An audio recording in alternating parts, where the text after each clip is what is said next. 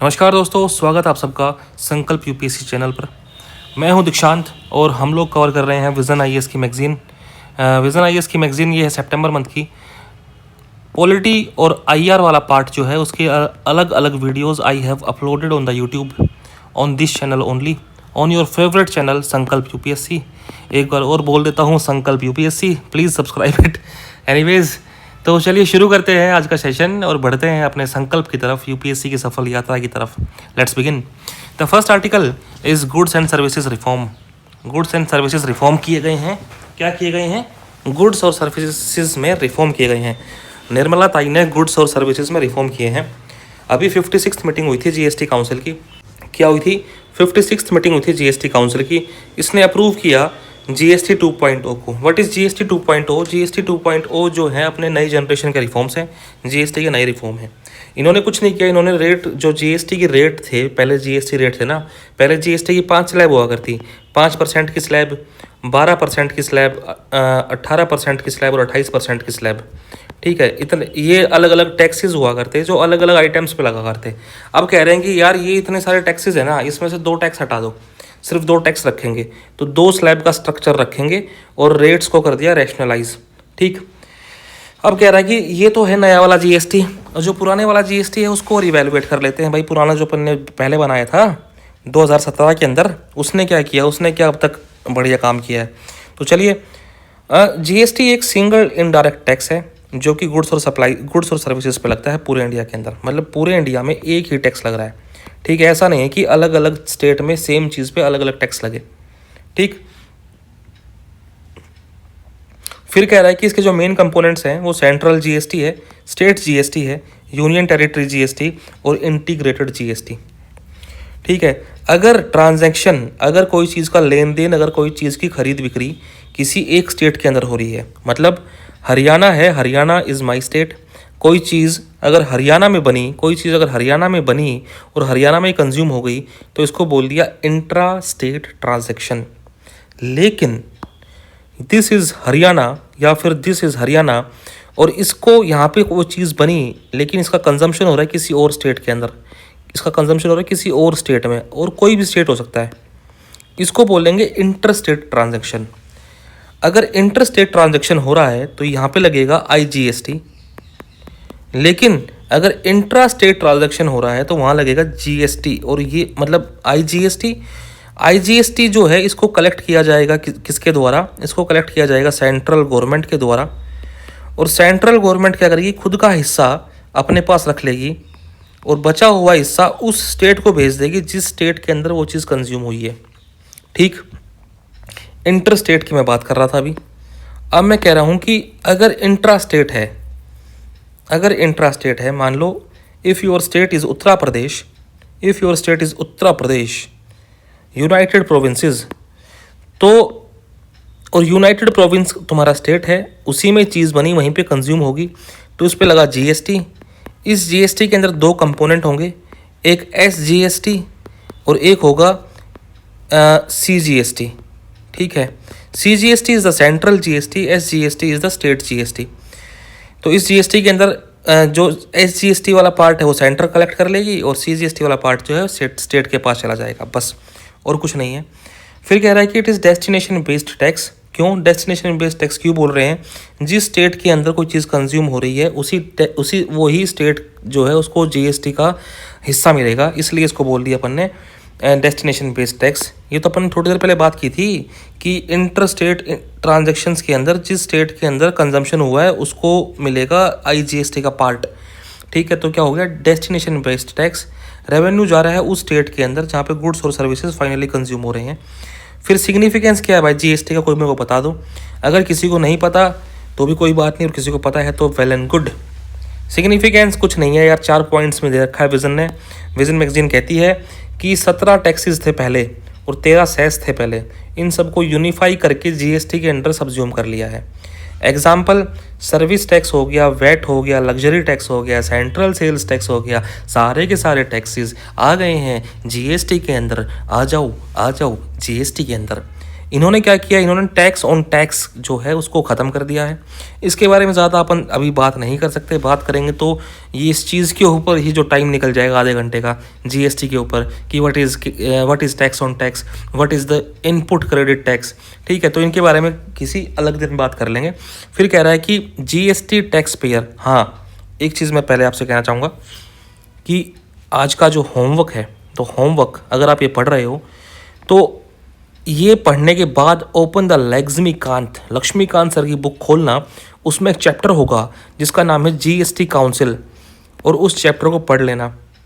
ठीक है, this is your homework. और अगर वो पढ़ लिया है तो प्लीज़ मेरे को बताना कि हाँ भाई होमवर्क इज़ डन। ठीक, बताना इस चीज़ के बारे में। और मैं प्लीज़ नहीं बोल रहा हूँ, मैं आप लोगों को कह रहा हूँ साफ साफ की चीज़ें करनी है भाई। ठीक है, अगर एग्ज़ाम निकालने तो चीज़ें करनी पड़ेंगी। ठीक, फिर कह रहे हैं कि टैक्स पेयर का जो बेस है वो बढ़ गया है। मतलब what is the tax base, या फिर what is tax payer base? ऐसी economic activities which are subject to taxation, या फिर वो इकोनॉमिक एक्टिविटीज़ जिन पर टैक्स लग रहा है। तो जिन इकोनॉमिक एक्टिविटीज़ पर टैक्स लग रहा है वो एक्टिविटीज़ जो हैं, अब क्या कह रहा है, टैक्स पेयर का बेस बढ़ गया है जीएसटी आने के बाद। ठीक, ये कह रहा है कि जो ग्रोस जीएसटी कलेक्शन है वो पिछले 4 साल में डबल हो गया है। अब कह रहा है कि कुछ रिफॉर्म्स आए हैं। कौन से रिफॉर्म्स? जीएसटी 2.0 वाले रिफॉर्म्स, उनकी बात चल रही है। अब नया टैक्स रेट का स्ट्रक्चर आ गया। ठीक, अभी अपने पास 2 स्लैब सिस्टम है जिसके अंदर 5% और 18% टैक्स लगाएंगे, और पहले जो 12% और 28% वाले टैक्स स्लैब्स थी इनको अब ख़त्म कर दिया। उसके अलावा जो पहले क्या हुआ करता, पहले जो कंपनसेशन सेस लेवाई हुआ करता, इसको हटाकर हमने लगा दिया 40% का स्पेशल डीमेरिट रेट। ठीक, और ये लगेगा किसके ऊपर लगेगा? ये लगेगा सिन गुड्स के ऊपर और लगेगा सेलेक्टेड लग्जरी आइटम्स के ऊपर। मतलब 40% का एक हिसाब से टैक्स लग रहा है सिन गुड्स और लग्जरी आइटम्स पे। ठीक है, और अपना मीडियन टैक्स रेट अब हो गया है 12 से 5% के बीच में। साफ सिंपल बात है। हमारे सिटीजन्स के लिए क्या फ़ायदा है इसके अंदर? जो फास्ट मूविंग कंज्यूमर गुड्स या फिर असेंशियल आइटम्स हैं उसके ऊपर टैक्स 18% से 5% के बीच में है। जैसे शांति अमला तेल, साबुन, Lifebuoy, Head and Shoulder and Closeup, इन सब टाइप की चीज़ों पे। फिर कह रहा है कि हेल्थ के अंदर जो टैक्स है ये 18% से लेके अब 5% है, या फिर कुछ चीज़ों के ऊपर तो टैक्स ज़ीरो कर दिया है हेल्थ के केस के अंदर। GST is exempted on all individual. GST ने क्या किया है, सारे के सारे जो लाइफ और हेल्थ इंश्योरेंस पॉलिसीज़ थी ना उनके ऊपर जीएसटी ख़त्म कर दिया है अभी के लिए। अब कह रहा है कि एडिशनली 36 लाइफ सेविंग ड्रग्स के ऊपर भी जो रेट है वो ज़ीरो कर दिया है। And other medicine move from 12 to 5%। ठीक है, अब कह रहा है कि की इकोनॉमिक ड्राइवर्स जैसे air conditioner, dish washing machine, बर्तन धोने की मशीन और टीवी सेट, इनके ऊपर सबके ऊपर टैक्स आ गया 18%। सीमेंट के ऊपर टैक्स आ गया है 28 से 18%। सीमेंट का टैक्स भी कम हो गया है। ट्रांसपोर्टेशन पे भी टैक्स कम कर दिया है। जो छोटी साइज़ की कार हैं जो पेट्रोल से चल रही है, एलपीजी, सीएनजी, जिनका इंजन 1200 सीसी का है, और डीजल वाली कार जिनका इंजन 1500 सीसी तक का है, और उनकी लेंथ जो है, इन गाड़ियों की लेंथ जो है 4 मीटर से छोटी है। ठीक है, तो इनके ऊपर जो टैक्स है वो कम हो गया 18%। इसी तरह मोटरसाइकिल्स जिनका इंजन 350 सीसी का है तो उसके ऊपर भी टैक्स जो है कम हो गया है। आप लोगों को लगता हो कि यार बढ़िया है, जो रॉयल इनफील्ड वाली जो बाइक है कॉन्टिनेंटल जीटी 650 सीसी की, उसको ले लिया जाए, टैक्स कम हो गया, मज़ा ही आ गया। ना ना ना ना ना, 350 सीसी तक की मोटरसाइकिल खरीदो भाई, बाई प्लेटिना, स्प्लेंडर। ठीक है, इस टाइप की मोटरसाइकिल्स यू कैन भाई, जिनके ऊपर टैक्स कम हो गया है। फिर कह रहा है कि डिस्प्यूट रिजोल्यूशन के लिए हम लोगों ने क्या किया है, यहाँ पे we have an goods and services appellate tribunal. ठीक है, is set to be operational. इसमें हम लोग अपील करेंगे और इसको फॉर्मली लॉन्च कर दिया गया है गवर्नमेंट के द्वारा। इसके बारे में नीचे और दे रखा है, नीचे मतलब इसके बारे में और बात करेंगे, नीचे एक आर्टिकल और दे रखा है इसके बारे में। फिर कह रहा है कि रजिस्ट्रेशन जो है उसमें ईज़, जो छोटे मोटे बिजनेस वाले लोग हैं, small and the low risk business वाले लोग हैं, अब इनके लिए क्या कर दिया है, ऑप्शनल जीएसटी रजिस्ट्रेशन स्कीम कर दी है। और गारंटिंग ऑटोमेटेड रजिस्ट्रेशन हो जाएगा। रजिस्ट्रेशन जो है वो भी सिंप्लीफाई कर दिया है फॉर स्मॉल सप्लायर्स। कैसे ये लोग यूज़ करेंगे, ई कॉमर्स ऑपरेटर्स को। ठीक, कुछ नहीं है, इतना याद रखना है इसके अंदर की रजिस्ट्रेशन जो है आसान हो गया है बस। फिर कह रहा है एक्सपोर्ट बेनिफिट्स। देखो इसने क्या कहा कि देखो एक्सपोर्ट बेनिफिट्स क्या कह रहा है कि recommended that place of supply for intermediary services will be determined as per the location of the recipient of such service. ठीक है, ये बेसिकली कह रहा है, देखो ये जो मैंने डायग्राम बना रखा है ना, मैंने क्या किया था अभी एक मैंने जस्ट अभी वीडियो रिकॉर्ड की थी इसी चीज़ की, और उसके अंदर मतलब मैं गलती से भूल गया माइक ऑन करना, तो आवाज़ उसमें रिकॉर्ड नहीं हुई और वीडियो रिकॉर्ड हो गई। तो उस टाइम मैं एक्सप्लेन कर रहा था। जैसे मान लेते हैं कि एक बंदा है आपके ORN का ब्रोकर, ठीक है, और ये दुबई के अंदर सर्विस प्रोवाइड कर रहा है। आप लोग यहाँ से शिफ्ट हो गए और आप लोग बन लेते हैं, दुबई में जाके बन गए, you are Indian foreign services के अंदर आप लोग बन चुके हैं, इंडियन डिप्लोमेट, और दुबई में पोस्टेड है, ठीक है। और यहाँ पे एक बंदा है सेलर है, यहाँ पे ORN का ब्रोकर है। अब इस सेलर से ये ORN का ब्रोकर आपको कनेक्ट करवाएगा और आप कहोगे कि यार मेरे को तो है ना ORN में फ्लैट चाहिए, ख़रीदने के लिए चाहिए, ताकि मैं बच्चों को उसको रेंट पे दे दूँ और थोड़े बहुत पैसे मेरे पास आ जाएँ। ठीक, अब तो थोड़े बहुत पैसे नहीं है, अच्छे खासे महंगे फ्लैट्स हो गए होंगे ORN में। तो आपका उद्देश्य ये है। तो पहले क्या हुआ करता है कि जिस प्लेस से अभी ये ORN वाला ब्रोकर आपको बेसिकली सर्विस प्रोवाइड कर रहा है, what is this guy doing, this guy is giving you service, providing you service. पहले ऐसा था कि जिस जगह पे बैठ के सर्विस प्रोवाइड करेगा वो माना जाएगा इसका कि हाँ भाई इस जगह से this is the place of providing service.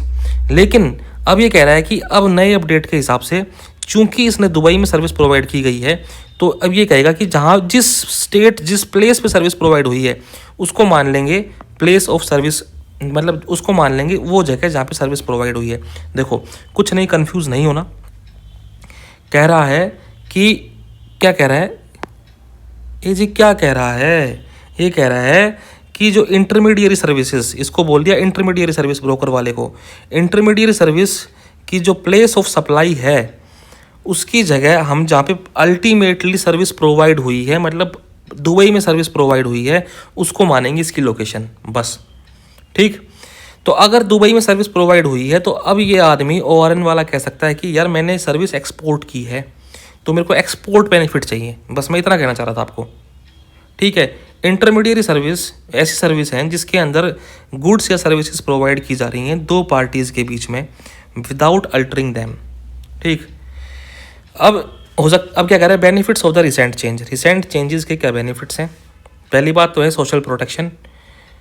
कुछ चीज़ों को GST से एग्जेम्प्ट कर दिया गया है, जैसे इंश्योरेंस और एसेंशियल मेडिसिन। तो जो गरीब तबके के लोग हैं उनको आराम से हेल्थ केयर के अंदर थोड़ा सा फ़ायदा होगा। ठीक है, फिर कह रहा है कि चीज़ों का प्राइस कम हो गया है, प्राइस कम हो गया तो डिमांड बढ़ जाएगी। अब कोई कहेगा डिमांड कैसे बढ़ जाएगी, तो यार ये तो इकोनॉमी का बेसिक कंसेप्ट है ना। कभी आप सरोजनी जाओगे तो कहेगा 10 का दो, 10 का दो, 10 का दो, सस्ते का माल महंगे में, महंगे का माल सस्ते में। तो ऐसा बोल के आपको बता रहा है कि प्राइस सस्ता हो गया भाई, तो आओ और ख़रीद के ले जाओ। तो जो आदमी उसको अब तक नहीं खरीद पा रहा था वो भी उसको खरीदेगा यार, डिमांड बढ़ गई है। ठीक है, जो आदमी, और उसके अलावा अगर चीज़ें अपने को सस्ते में मिल रही हैं, तो अगर सस्ते में चीज़ें मिलने के बाद हमारे पास चीज़ आ गई तो चीज़ सस्ती मिल रही है तो हम लोग सेविंग भी कर पाएंगे अब। ठीक है, पहले हमने को चीज़ महंगे में खरीदनी पड़ रही थी तो मैं सेव नहीं कर पाया करता, लेकिन अब प्राइस कम हो गया है तो क्या हो गया, हाउस होल्ड की सेविंग बढ़ गई। ठीक है, तो ये कह रहा है कि इस चेंज की वजह से, इन जो अभी GST में चेंज हुए हैं, इस वजह से हमारी नॉमिनल GDP में जो ग्रोथ है वो अराउंड 20 से 30 बेसिस पॉइंट बढ़ जाएगी। MSMEs को सपोर्ट मिल रहा है, कैसे, अलग अलग चीज़ों के ऊपर टैक्स जो है कम हो गया है, सीमेंट पर टैक्स कम हो गया, ऑटो पार्ट में टैक्स कम हो गया है, हैंडीक्राफ्ट के ऊपर जो टैक्स है वो कम हो गया है। तो ये जो छोटे मोटे बिजनेस हैं ज़्यादा कम्पिटिटिव हो जाएंगे। ठीक बात है, अगर इनके ऊपर टैक्स कम हो गया है तो बेसिकली चीज़ सस्ते में बेच पाएंगे तो लोग खरीद पाएंगे तो इनका भी ग्रोथ होगा। ठीक है, ईज़ ऑफ लिविंग हो जाएगा। कैसे, हमको पता लग गया कि भाई बहुत कम, मतलब अब तो सिर्फ 2 स्लैब हैं टैक्स की। ठीक है, तो कोई ज़्यादा झंझट नहीं है टैक्स को फॉलो करने के अंदर। ये कह रहा है wider tax net, simpler tax rate encourage compliance, expanding tax base and improving revenues. ठीक, अब कह रहा है कुछ चैलेंजेस हैं। रेवेन्यू फोरगोन, फाइनेंस मिनिस्ट्री कह रही है कि यार मैंने चेंज तो कर दिया इसको, ये मैं GST 2.0 तो ले आया, लेकिन इसकी वजह से मेरे को 48,000 करोड़ रुपए, थिंक ऑफ इट, 48,000 करोड़ रुपए अगर हमको मिल जाए तो हम सब आपस में बांट लें। ठीक है 48,000 करोड़ रुपए जो है वो इसको लॉस हो जाएगा फाइनेंस मिनिस्ट्री को। अब कह रहा है कि कुछ चीज़ों पे इनपुट टैक्स क्रेडिट हट गया है। इनपुट टैक्स क्रेडिट, अगर मैं यहाँ पर थोड़ी टेक्निकल चीज़ है, बताने लगूंगा तो अगला 15 मिनट निकल जाएगा। तो अभी सुन लो कि इनपुट टैक्स क्रेडिट जो है ये कुछ चीज़ों पे हट गया है। जैसे इंश्योरेंस वाली चीज़ों पे क्या था, मतलब इंश्योरेंस वाली कंपनीज़ के ऊपर जीएसटी जो है वो हट गया है। तो अब इंश्योरेंस कंपनीज़ जो कि इनपुट टैक्स क्रेडिट को यूज़ किया करते जीएसटी के प्रीमियम को कम करने के लिए, अब वो उस चीज़ को कम नहीं कर पाएंगे, इसलिए इंश्योरेंस की जो प्राइजेस हैं वो बढ़ जाएंगी। बस इतना कह रहा है। ठीक है, अब कह रहा है कि compliance, complexity and technology integration. अब लोगों को टाइम लगेगा इस चीज़ को फॉलो करने के अंदर। जहाँ पे पहले 28% टैक्स था, बिल के अंदर लिखा आएगा 28% टैक्स, तो लोग अपनी मशीन चेंज करेंगे ताकि वो मशीन प्रिंट कर सके कि नहीं 28 की जगह 18% टैक्स लग रहा है भाई, तो कंप्लायंस में चेंज आएगा। ठीक है, इशू ऑफ इन्वर्टेड ड्यूटी। कुछ जगह पे ऐसा हुआ है कि फाइनल प्रोडक्ट से ज़्यादा टैक्स जो है वो इनपुट के ऊपर है, रॉ मटेरियल्स के ऊपर है। इसको बोलते हैं inverted duty structure. Inverted duty structure का मतलब है फाइनल के ऊपर जो टैक्स है वो कम है, जबकि इनपुट पे टैक्स ज़्यादा है। एग्जाम्पल, साइकिल के ऊपर टैक्स लगा दिया 5%, लेकिन जो इसके इनपुट हैं जैसे प्लास्टिक, स्टील, इन सब पे टैक्स 18%। तो दिस इज़ एन इशू।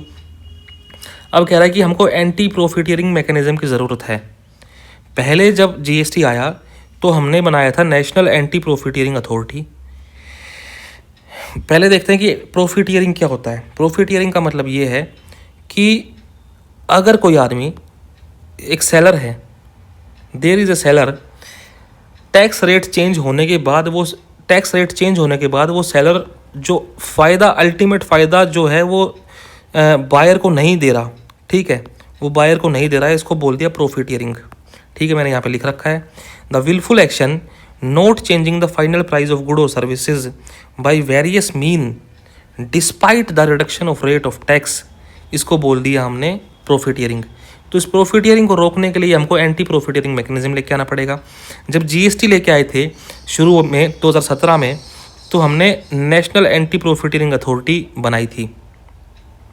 ठीक है, लेकिन हमको लगा कि अब उसकी ज़रूरत नहीं है, तो इसको हमने डिसॉल्व कर दिया था और इंटीग्रेट कर दिया था कंपटीशन कमीशन ऑफ इंडिया के साथ। लेकिन अब कह रहा है कि हम लोगों ने जीएसटी 2.0 लेके आए हैं, तो इसलिए हमको दोबारा इस टाइप की एक बॉडी की ज़रूरत है। ठीक, फिर कह रहा है जीएसटी काउंसिल। जीएसटी काउंसिल क्या है, इसका हेडक्वार्टर नई दिल्ली के अंदर है। ये एक संवैधानिक बेसिस के ऊपर इसको बनाया गया है, आर्टिकल नंबर 279A के अंदर। इसको आप लोग लक्ष्मीकांत से पढ़ लेना आज। I am saying you it again, इसको लक्ष्मीकांत से पढ़ना है भाई, 2-3 पन्ने का चैप्टर है, पढ़ लेना। ठीक है, चीज़ रिवाइज होएगी। दोबारा जीएसटी अगर न्यूज़ में आए ना तो दोबारा पढ़ लेना इसको, लक्ष्मीकांत उठा के। ये एपेक्स डिसीजन मेकिंग बॉडी है जीएसटी मैटर्स के ऊपर। इसके में ये रिकमेंड करता है कि क्या जीएसटी का रेट होना चाहिए, कहाँ जीएसटी नहीं लगेगा, मैक्सिमम जीएसटी कितना होना चाहिए, मॉडल जीएसटी लॉज क्या होंगे, special provision for the states क्या होंगे, डिस्प्यूट रिजोल्यूशन मैकेनिज्म क्या क्या होने चाहिए। ये जो है क्वार्टर तो सबको पता है यार, पॉलिटिशियंस को क्वार्टर के बारे में पता ही होगा। एक क्वार्टर, एक अद्धा, एक बोतल। Anyways, I am just joking guys. ठीक, meet at least once every quarter. में ऐसी बेफालतू की बातें करता रहता हूँ बीच में, तो इन पे ध्यान ना दें। तो कह रहा है कि ये जो मीटिंग है ये एक क्वार्टर में एक बार मिलती है, और स्पेशल सेशंस भी बुलाई जा सकते हैं अर्जेंट बेसिस के ऊपर।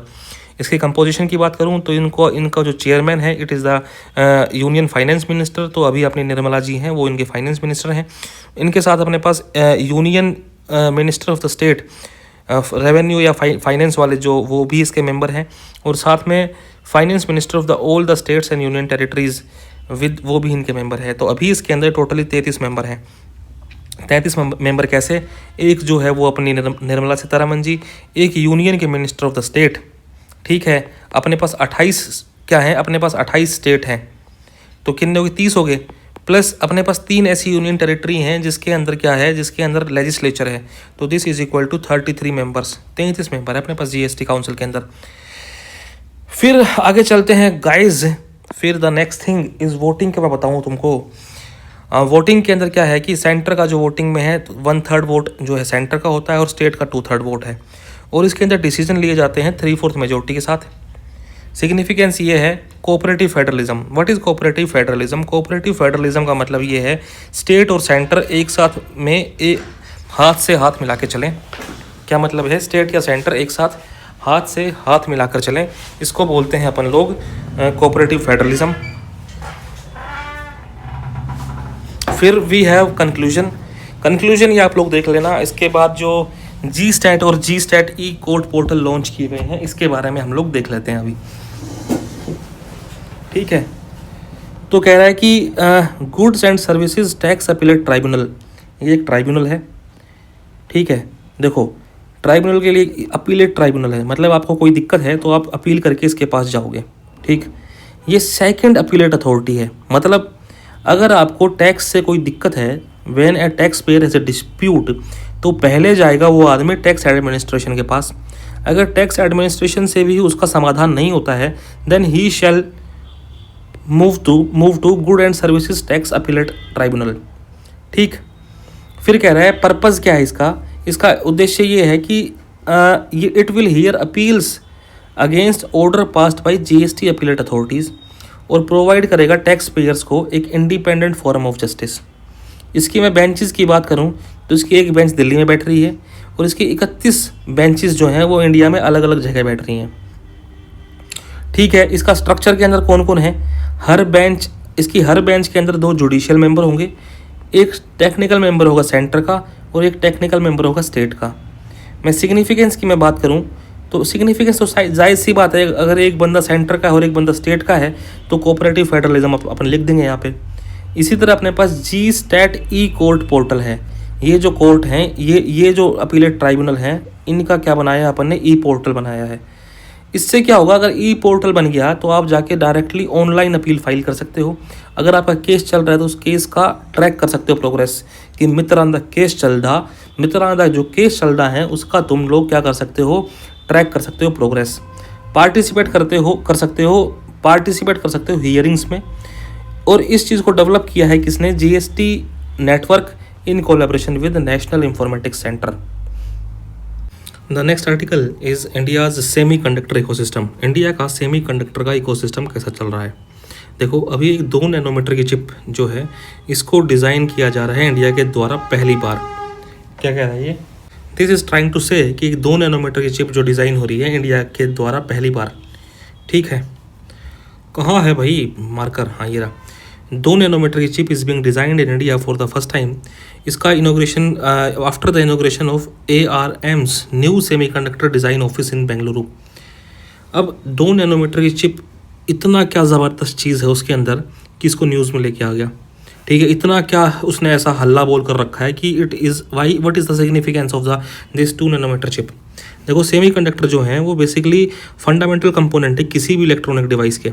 हमारे जो मॉडर्न इलेक्ट्रॉनिक डिवाइसेस हैं इसका फंडामेंटल कंपोनेंट है सेमीकंडक्टर। और सेमीकंडक्टर मटेरियल्स को ही हम लोग यूज़ कर रहे हैं माइक्रोचिप बनाने में, और ये माइक्रोचिप यूज़ होती है इलेक्ट्रॉनिक डिवाइसेस में। सेमीकंडक्टर का यूज़ कर रहे हैं माइक्रोचिप बनाने में, और ये माइक्रोचिप बना रहे हैं इलेक्ट्रॉनिक डिवाइसेस। और ये माइक्रोचिप बेसिकली स्टोर करती हैं, प्रोसेस करती है और ट्रांसफ़र करती है इंफॉर्मेशन को। यहाँ तक कोई दिक्कत नहीं होनी चाहिए। हर चिप के अंदर माइक्रो स्केल के स्विचेस होते हैं, बहुत माइक्रो स्केल के स्विच होते हैं। इन स्विच को हम लोग बोलते हैं ट्रांजिस्टर। और ये ट्रांजिस्टर या फिर ये स्विच बेसिकली कंट्रोल करते हैं इलेक्ट्रिक सिग्नल्स को। हमारे जैसे दिमाग के पास कोई रेस्पॉन्स पहुंचता है, हमारे दिमाग के पास कोई मैसेज पहुंचता है, वो भी इलेक्ट्रिक सिग्नल्स के थ्रू ही पहुंचता है यूजिंग आवर नर्व सेल्स। ठीक, तो कह रहा है कि जितनी छोटी चिप होगी इसका मतलब वो ज़्यादा प्रोसेसिंग कैपेसिटी है उसकी। ठीक है, जितनी छोटी चिप होगी उतनी ज़्यादा प्रोसेसिंग कैपेसिटी है और वो लेस स्पेस घेरेगी, तो वो लाइटर प्रोडक्ट्स बनाने में भी उससे हम लोगों को मदद मिलेगी। स्मॉल ट्रांजिस्टर्स का मतलब है ज़्यादा greater efficiency and reduced power consumption, इसलिए हम ज़्यादा छोटी चिप बनाने के ऊपर हमारा ध्यान है। ठीक, अब क्या कह रहा है कि जो ये चीज़ें हैं, जो ये सेमीकंडक्टर हैं, ये इम्पोर्टेंस रखते हैं नेशनल सिक्योरिटी में। क्यों? क्योंकि नेशनल सिक्योरिटी में हमको चाहिए कम्युनिकेशन डिवाइसेस। ठीक है, इसके लिए हमको चिप्स चाहिए। इसी तरह से स्पेस एक्सप्लोरेशन के लिए चाहिए हमको ये सब चीज़ें, और डिफेंस एप्लीकेशंस में भी हमको ये चाहिए, क्या कहते हैं इसको, सेमीकंडक्टर्स। या फिर अपनी छोटी वगैरह छोटी चिप्स। दूसरी बात कह रहा है कि ग्लोबल सेमीकंडक्टर इंडस्ट्री ऐसा प्रोजेक्शन किया जा रहा है कि 2030 तक $1 ट्रिलियन तक पहुंच जाएगी। अभी इसमें डोमिनेशन जो है वो ताइवान का है, साउथ कोरिया का है, जापान का है, चीन का है और अमेरिका का है। ताइवान संसार की 60% सेमीकंडक्टर जो है ताइवान बना रहा है और nearly 90% of the most advanced chips are being made by Taiwan. ठीक है, तो इंडिया यूँ कह रहा है कि यार थोड़ी बहुत जो है चिप्स मैं भी बना लूँ, सप्लाई चेन जो है वो मैं भी क्रिएट कर लूँ। ठीक, तो इंडिया कह रहा है कि थोड़ी बहुत चिप्स मैं भी बना लूँ और मैं अपनी सप्लाई चेन को डाइवर्सिफाई कर लूँ, किसी इकलौती एक कंट्री पर डिपेंड नहीं रहूँ मैं। मेजर अब इंडिया इसके लिए क्या करेगा, इसके लिए इंडिया के पास क्या है, इंडिया कहेगा चलो भाई मैं कुछ इनिशिएटिव चालू करता हूँ सेमीकंडक्टर इंडस्ट्री के लिए। इंडिया बोला मैं करता हूँ भाई इंडिया सेमीकंडक्टर मिशन का आगाज़, जिसका आगाज़ किया गया था 2021 के अंदर। और इसके अंदर आती हैं ये स्कीम्स, कौन कौन सी schemes, semiconductor fab scheme, display fab scheme, compound semiconductor and ATMP OSAT scheme and design linked incentive scheme. ठीक है, ये 4 स्कीम है। इसमें फैब का मतलब क्या है, फैब्रिकेशन। फैब्रिकेशन का मतलब है किसी चीज़ को फैब्रिकेट करना, किसी चीज़ को बनाना। तो ये स्कीम क्या करेगी, सेमीकंडक्टर को फैब्रिकेट करने की स्कीम है। इसमें टारगेट दे रखा है, ये टारगेट कर रही है एडवांस्ड नोड्स को। अब नोड क्या होता है, what is a node? Node basically कुछ नहीं है, node refers to gate transistor की गेट लेंथ, बस। ठीक है, इतना याद रखो कि नोड जो है वो ट्रांजिस्टर की गेट लेंथ है। जितनी छोटी नोड होगी उतना ही स्मॉल फास्ट और मोर एफिशिएंट ट्रांजिस्टर होगा, जिसकी वजह से ज़्यादा पावरफुल और कॉम्पैक्ट डिवाइसेस बन पाएंगे, जैसे स्मार्टफोन और कंप्यूटर्स। तो इतना आपको दिमाग में keep it this in mind. तो कह रहा है कि हम लोग टारगेट कर रहे हैं एडवांस्ड नोड्स, जैसे 2 नैनोमीटर या उससे छोटी। हम लोग टारगेट कर रहे हैं मैच्योर टेक्नोलॉजीज़ को, और साथ साथ में इस स्कीम के अंडर 50% फिजिकल सपोर्ट प्रोवाइड किया जाएगा। किस चीज़ के लिए? सेमीकंडक्टर वेफर फैब्रिकेशन यूनिट को एस्टेब्लिश करने के लिए। ठीक है, अब कह रहा है the next scheme is display fab scheme. मतलब आपकी जो फ़ोन की डिस्प्ले है, आपके लैपटॉप की डिस्प्ले है, आपके टैबलेट की डिस्प्ले है, उसको फैब्रिकेट करने के लिए स्कीम है। यहाँ पे हम लोग फाइनेंशियल असिस्टेंस देंगे 50% ऑफ द प्रोजेक्ट कॉस्ट, ताकि डिस्प्ले फैब्रिकेशन यूनिट्स को एस्टेब्लिश किया जा सके इंडिया के अंदर। ठीक है, कौन कौन से डिस्प्ले की टेक्नोलॉजीज़ हैं, जैसे अगर कोई एमोलेड डिस्प्ले बना रहा है या फिर LCD डिस्प्ले बना रहा है, तो उसके लिए, उसको बनाने के लिए स्कीम है। फिर कह रहे हैं कंपाउंड सेमीकंडक्टर्स के लिए भी हम लोगों ने स्कीम चालू की है। देखो, कंपाउंड सेमीकंडक्टर और एलिमेंटल सेमीकंडक्टर, 2 टाइप के सेमीकंडक्टर हमारे पास। एलिमेंटल सेमीकंडक्टर वो सेमीकंडक्टर होते हैं जिसके अंदर सिंगल एलिमेंट यूज़ किया गया है उस सेमीकंडक्टर को बनाने के लिए। जैसे मात्र अगर मैं सिलिकॉन यूज़ कर रहा हूँ या सिर्फ जर्मेनियम यूज़ कर रहा हूँ सेमीकंडक्टर बनाने के लिए, तो ये हो गया एलिमेंटल सेमीकंडक्टर।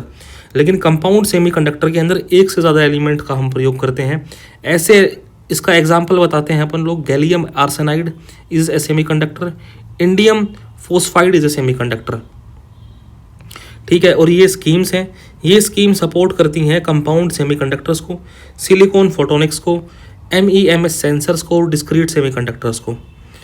ठीक है, अब कह रहा है कि ये OSAT और ATMP स्कीम क्या है, इसके बारे में थोड़ा सा यहाँ लिख रखा है कि ये इसके अंडर हम क्या करेंगे, हम सेमीकंडक्टर की असेंबली टेस्ट मार्क और पैक, ये काम करेंगे। फिर कह रहा है कि what is the silicon photonics. Silicon photonics मतलब ऐसे सेमीकंडक्टर जिसके ऊपर अपन लगा दें फोटो सेंसर। मतलब इन semiconductors they are sensitive to light, इनके ऊपर लाइट पड़ेगी और उसके बाद फिर ये कुछ फंक्शन करेंगे। ठीक, फिर है कि MEMS सेंसर। MEMS की फुल फॉर्म होती है कि माइक्रो इलेक्ट्रोमैकेनिकल सिस्टम। मतलब ऐसे सिस्टम जिनके अंदर अगर इलेक्ट्रिसिटी पास की तो they will do mechanical activity. ज़्यादा समझ में नहीं आ रहा तो डोंट तो क्या मतलब, ज़्यादा इसमें अगर नहीं समझ में आ रहा तो कोई नहीं, बहुत टेक्निकल, थोड़ा टेक्निकल ज़्यादा है ये। उसके बाद वी हैव डिस्क्रीट सेमीकंडक्टर्स, ये सब बनाएंगे।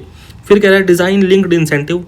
डिज़ाइन लिंक का इंसेंटिव ये है, इसका मतलब ये है कि अगर आप लोगों की एक स्टार्टअप और एक MSME है और इन्होंने एक नया सेमीकंडक्टर डिज़ाइन कर दिया है, तो ऐसी MSME और स्टार्टअप को इंसेंटिव दिया जाएगा 15 करोड़ रुपए का।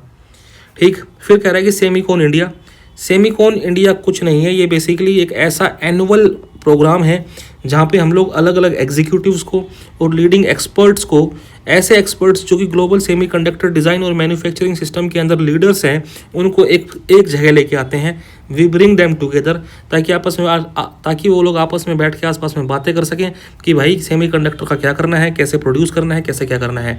इसी तरह अपन ने सेमीकॉन इंडिया 2025 के अंदर ऑर्गेनाइज करवाया। It was the 4th edition of the Semicon India.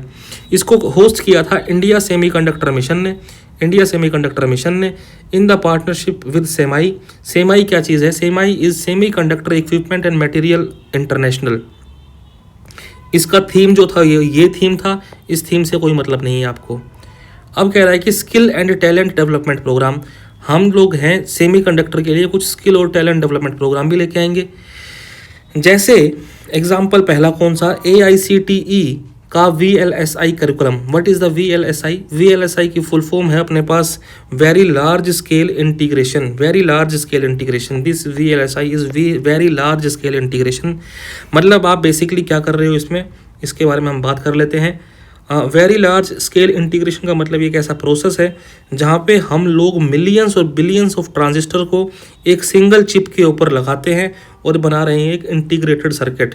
ठीक है, क्या कर रहे हैं? एक बना रहे हैं इंटीग्रेटेड सर्किट बना रहे हैं अंडर द VLSI। अब VLSI को बनाने के लिए कुछ ना कुछ अपने को कोर्स करना पड़ेगा। मतलब कोई चीज़ बना रहा हूँ मैं, if I am making a mobile phone, तो मेरे को मोबाइल फ़ोन के लिए मेरे को सीखना पड़ेगा how to make a mobile phone. वैसे ही AICTE द्वारा प्रमाणित VLSI करिकुलम है जो कि अपने को कोर्स देगा और इंडस्ट्री के रिक्वायरमेंट के हिसाब से हमको सिखाएगा कैसे VLSI हम लोगों को बनाना है, कैसे हमको IC बनानी है। फिर कह रहा है कि स्मार्ट लैब जो है कैलीकट में, skilled man power research, advanced research and training. आप इसको एक बार पढ़ लो, don't try to cram it, रट्टे मारने की जरूरत नहीं है। If it goes into your mind then well and good, अगर नहीं तो we will read it again. ठीक है, तो स्मार्ट लैब कैलीकट जो है इसके अंदर कह रहा है कि 1 लाख इंजीनियर्स को ट्रेन किया जाएगा। फिर कह रहा है कि चिप्स टू स्टार्टअप प्रोग्राम किस चीज़ के लिए है? Developing specialized manpower in very large scale. हम क्या कर रहे हैं? हम लोग डेवलप कर रहे हैं मैन पावर किस चीज़ के लिए? VLSI के लिए, या फिर एम्बेडेड सिस्टम डिज़ाइन के लिए। एम्बेडेड सिस्टम का मतलब भी इंटीग्रेटेड सर्किट्स ही होता है। फिर कह रहा है फ्यूचर स्किल प्रोग्राम, 20,000 इंजीनियर्स हैं तैयार करेंगे मध्य प्रदेश के अंदर। ग्लोबल लेवल पे कोलैबोरेट करने के लिए इंडिया और US का इनिशिएटिव क्या है? Initiative on critical and emerging technologies.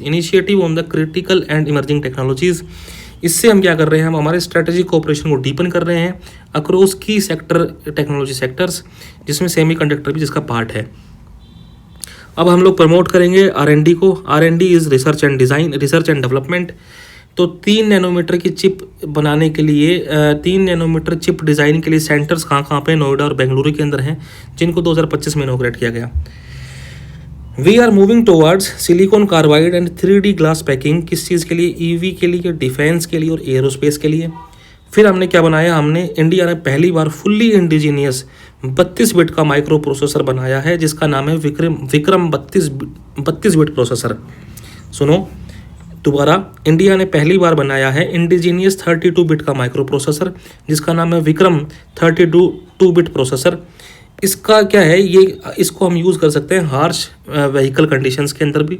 किसको? विक्रम 32 बिट प्रोसेसर को। इतना याद रखना है कि ये फुल्ली इंडिजीनियस है बस। चैलेंजेस क्या है हमारे पास? लिमिटेड कोर इंटेलेक्चुअल प्रॉपर्टीज़ हैं। ठीक है, उसके अलावा इंडिजीनियस प्रोडक्ट डेवलपमेंट के अंदर भी हमारे पास लिमिट्स हैं। ठीक,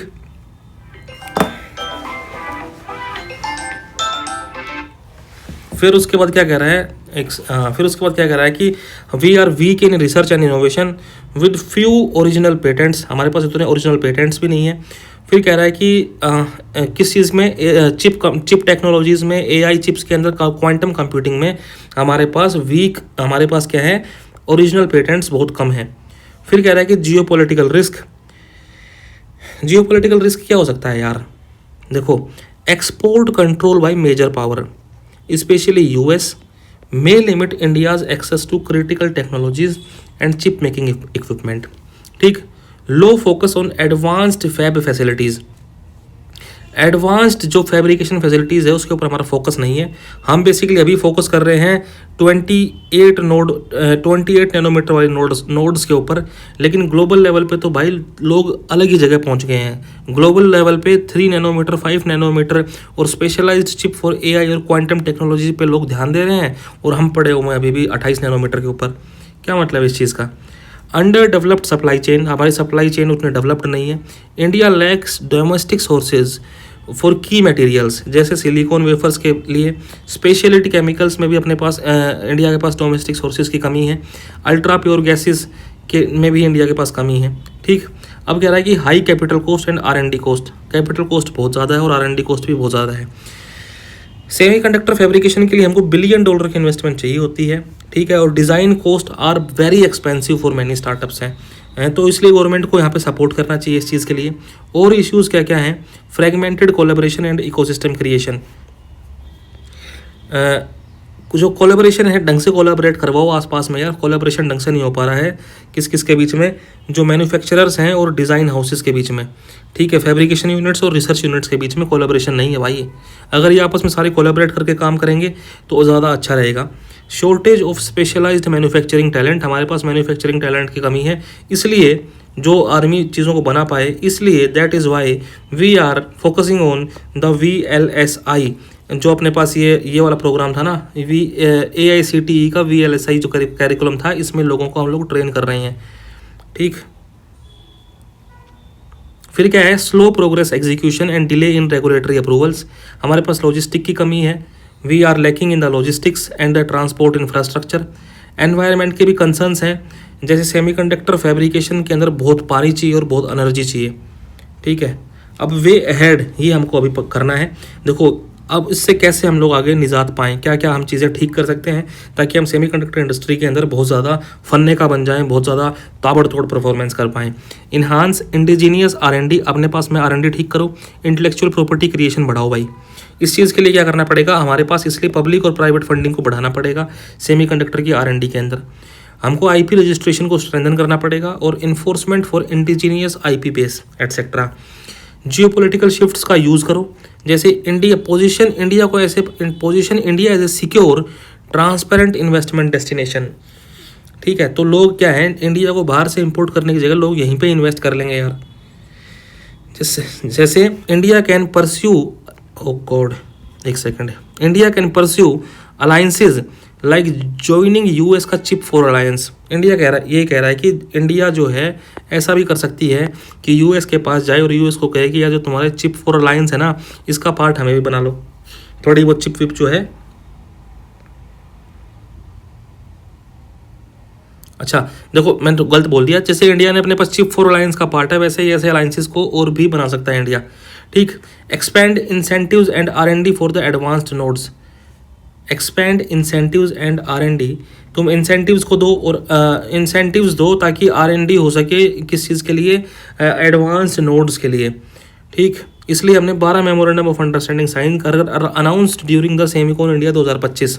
फिर कह रहा है इम्प्रूव मैन्युफैक्चरिंग इंफ्रास्ट्रक्चर, एक इनिशियल रीफर्बिश्ड फैब बनाओ, मतलब एक ऐसा फैब्रिकेशन यूनिट जहाँ पे पुरानी चिप्स को हम लोग रिफर्बिश कर रहे हैं, जहाँ पे पुरानी सेमीकंडक्टर चिप्स को हम लोग रिफर्बिश कर रहे हैं, ताकि इसकी वजह से क्या होगा, इस वजह से यहाँ पे जो लोग काम करेंगे उनको ट्रेनिंग मिलेगी और उनको फैब्रिकेशन प्रोसेस समझ में आएगा।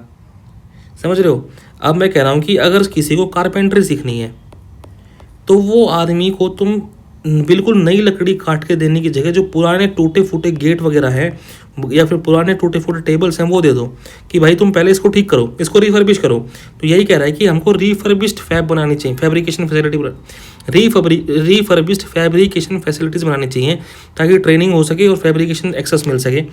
ठीक है, इस चीज़ के लिए अपने प्राइवेट इन्वेस्टमेंट्स को इंसेंटिवाइज करें और उनको टैक्स के अंदर छूटते हैं। इन्हांस करें production of raw materials, local manufacturing plants बनाए जाएं। ठीक है, किस चीज़ के लिए, स्पेशलिटी केमिकल्स के लिए। फास्ट ट्रैक करें regulatory approvals for raw material industries etcetera. क्या करेंगे उसके अलावा हम कोलैबोरेशन करेंगे किस चीज़ के अंदर, across original equipment manufacture, design house, fabrication units and testing units, ताकि हम कंप्लीट सेमीकंडक्टर की वैल्यू चेन बना पाएँ। ठीक है, फिर कह रहा है कि हमको स्किल्ड वर्कफोर्स बनानी है, अपडेट करेंगे academic curricula with practical semiconductor training, setup dedicated training centre including refurbished fab for hand on experience. This was the article. The article was थोड़ा सा टेक्निकल था, थोड़ा सा एग्जॉस्टिव था, लेकिन कोई इशू नहीं है। The next thing is prime minister mega integrated textile region and apparel. Prime minister का mega integrated textile region, prime minister कह रहा है कि एक ऐसी जगह बनाऊंगा जो ये टेक्सटाइल के लिए ही है, एंड अपैरल, ठीक है। इसकी शॉर्ट फॉर्म में PM Mitra. This government is very good in making mnemonics. भाई क्या मस्त नाम निकालती है स्कीम्स का अलग अलग। प्रधानमंत्री मित्रा, प्रधानमंत्री संपदा योजना, ओ गॉड, ओहो हो। अभी प्राइम मिनिस्टर ने क्या क्या किया है, फाउंडेशन स्टोन ले किया है प्रधानमंत्री मित्र park, Dhar district in Madhya Pradesh, ठीक है। धार डिस्ट्रिक्ट इन मध्य प्रदेश के अंदर इन्होंने क्या किया है, इसका फाउंडेशन किया है। अब प्रधानमंत्री मित्र स्कीम क्या है, इसको लॉन्च किया गया है टेक्सटाइल मिनिस्ट्री के द्वारा। इसका इतना आउटले है, आउटले से हमको मतलब नहीं है कितना पैसा लगेगा। अब पैसे कितने याद करते रहेंगे यार, हज़ारों स्कीम निकालती है गवर्नमेंट।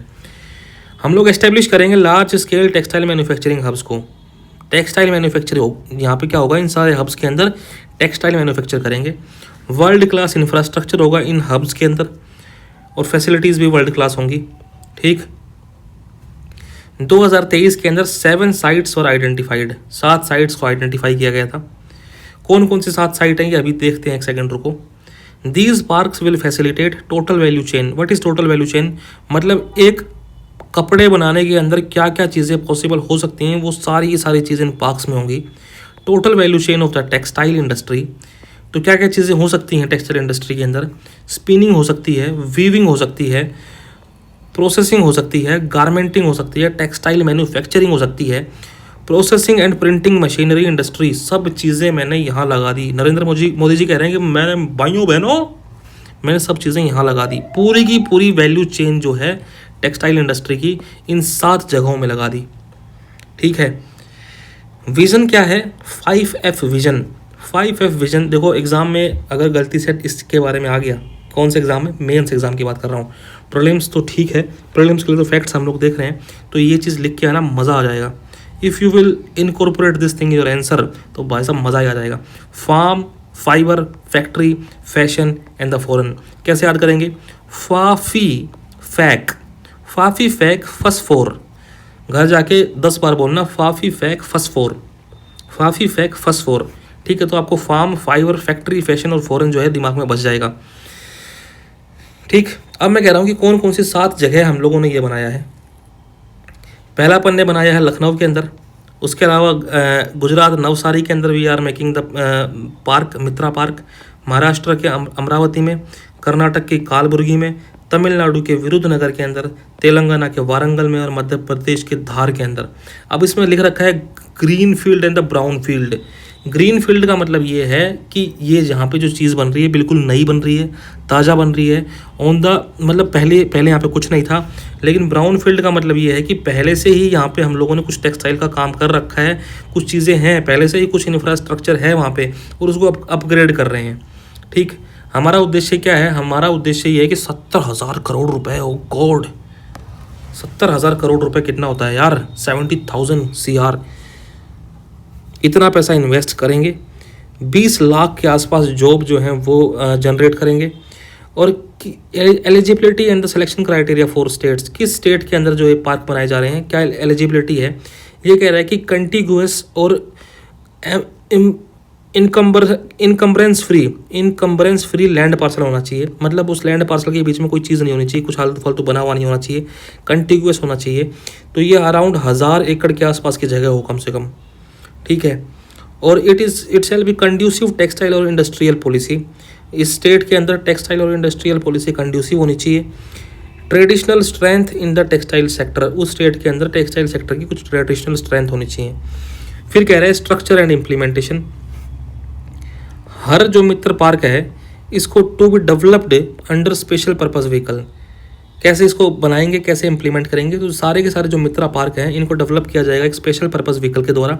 ये स्पेशल पर्पस व्हीकल के अंदर 49% ओनरशिप सेंटर की होगी और 51% ओनरशिप होगी स्टेट गवर्नमेंट की। तो ये जो मोड है ये लार्जली पब्लिक प्राइवेट पार्टनरशिप वाला मोड है। इसमें जो डेवलपर होगा वो क्या करेगा, वो बिल्ड करेगा, मेंटेन करेगा पूरे इंफ्रास्ट्रक्चर को। फिर आता है फाइनेंशियल इंसेंटिव। क्या फाइनेंशियल इंसेंटिव गवर्नमेंट किस इन पार्क्स को बनाने में गवर्नमेंट का क्या योगदान रहेगा।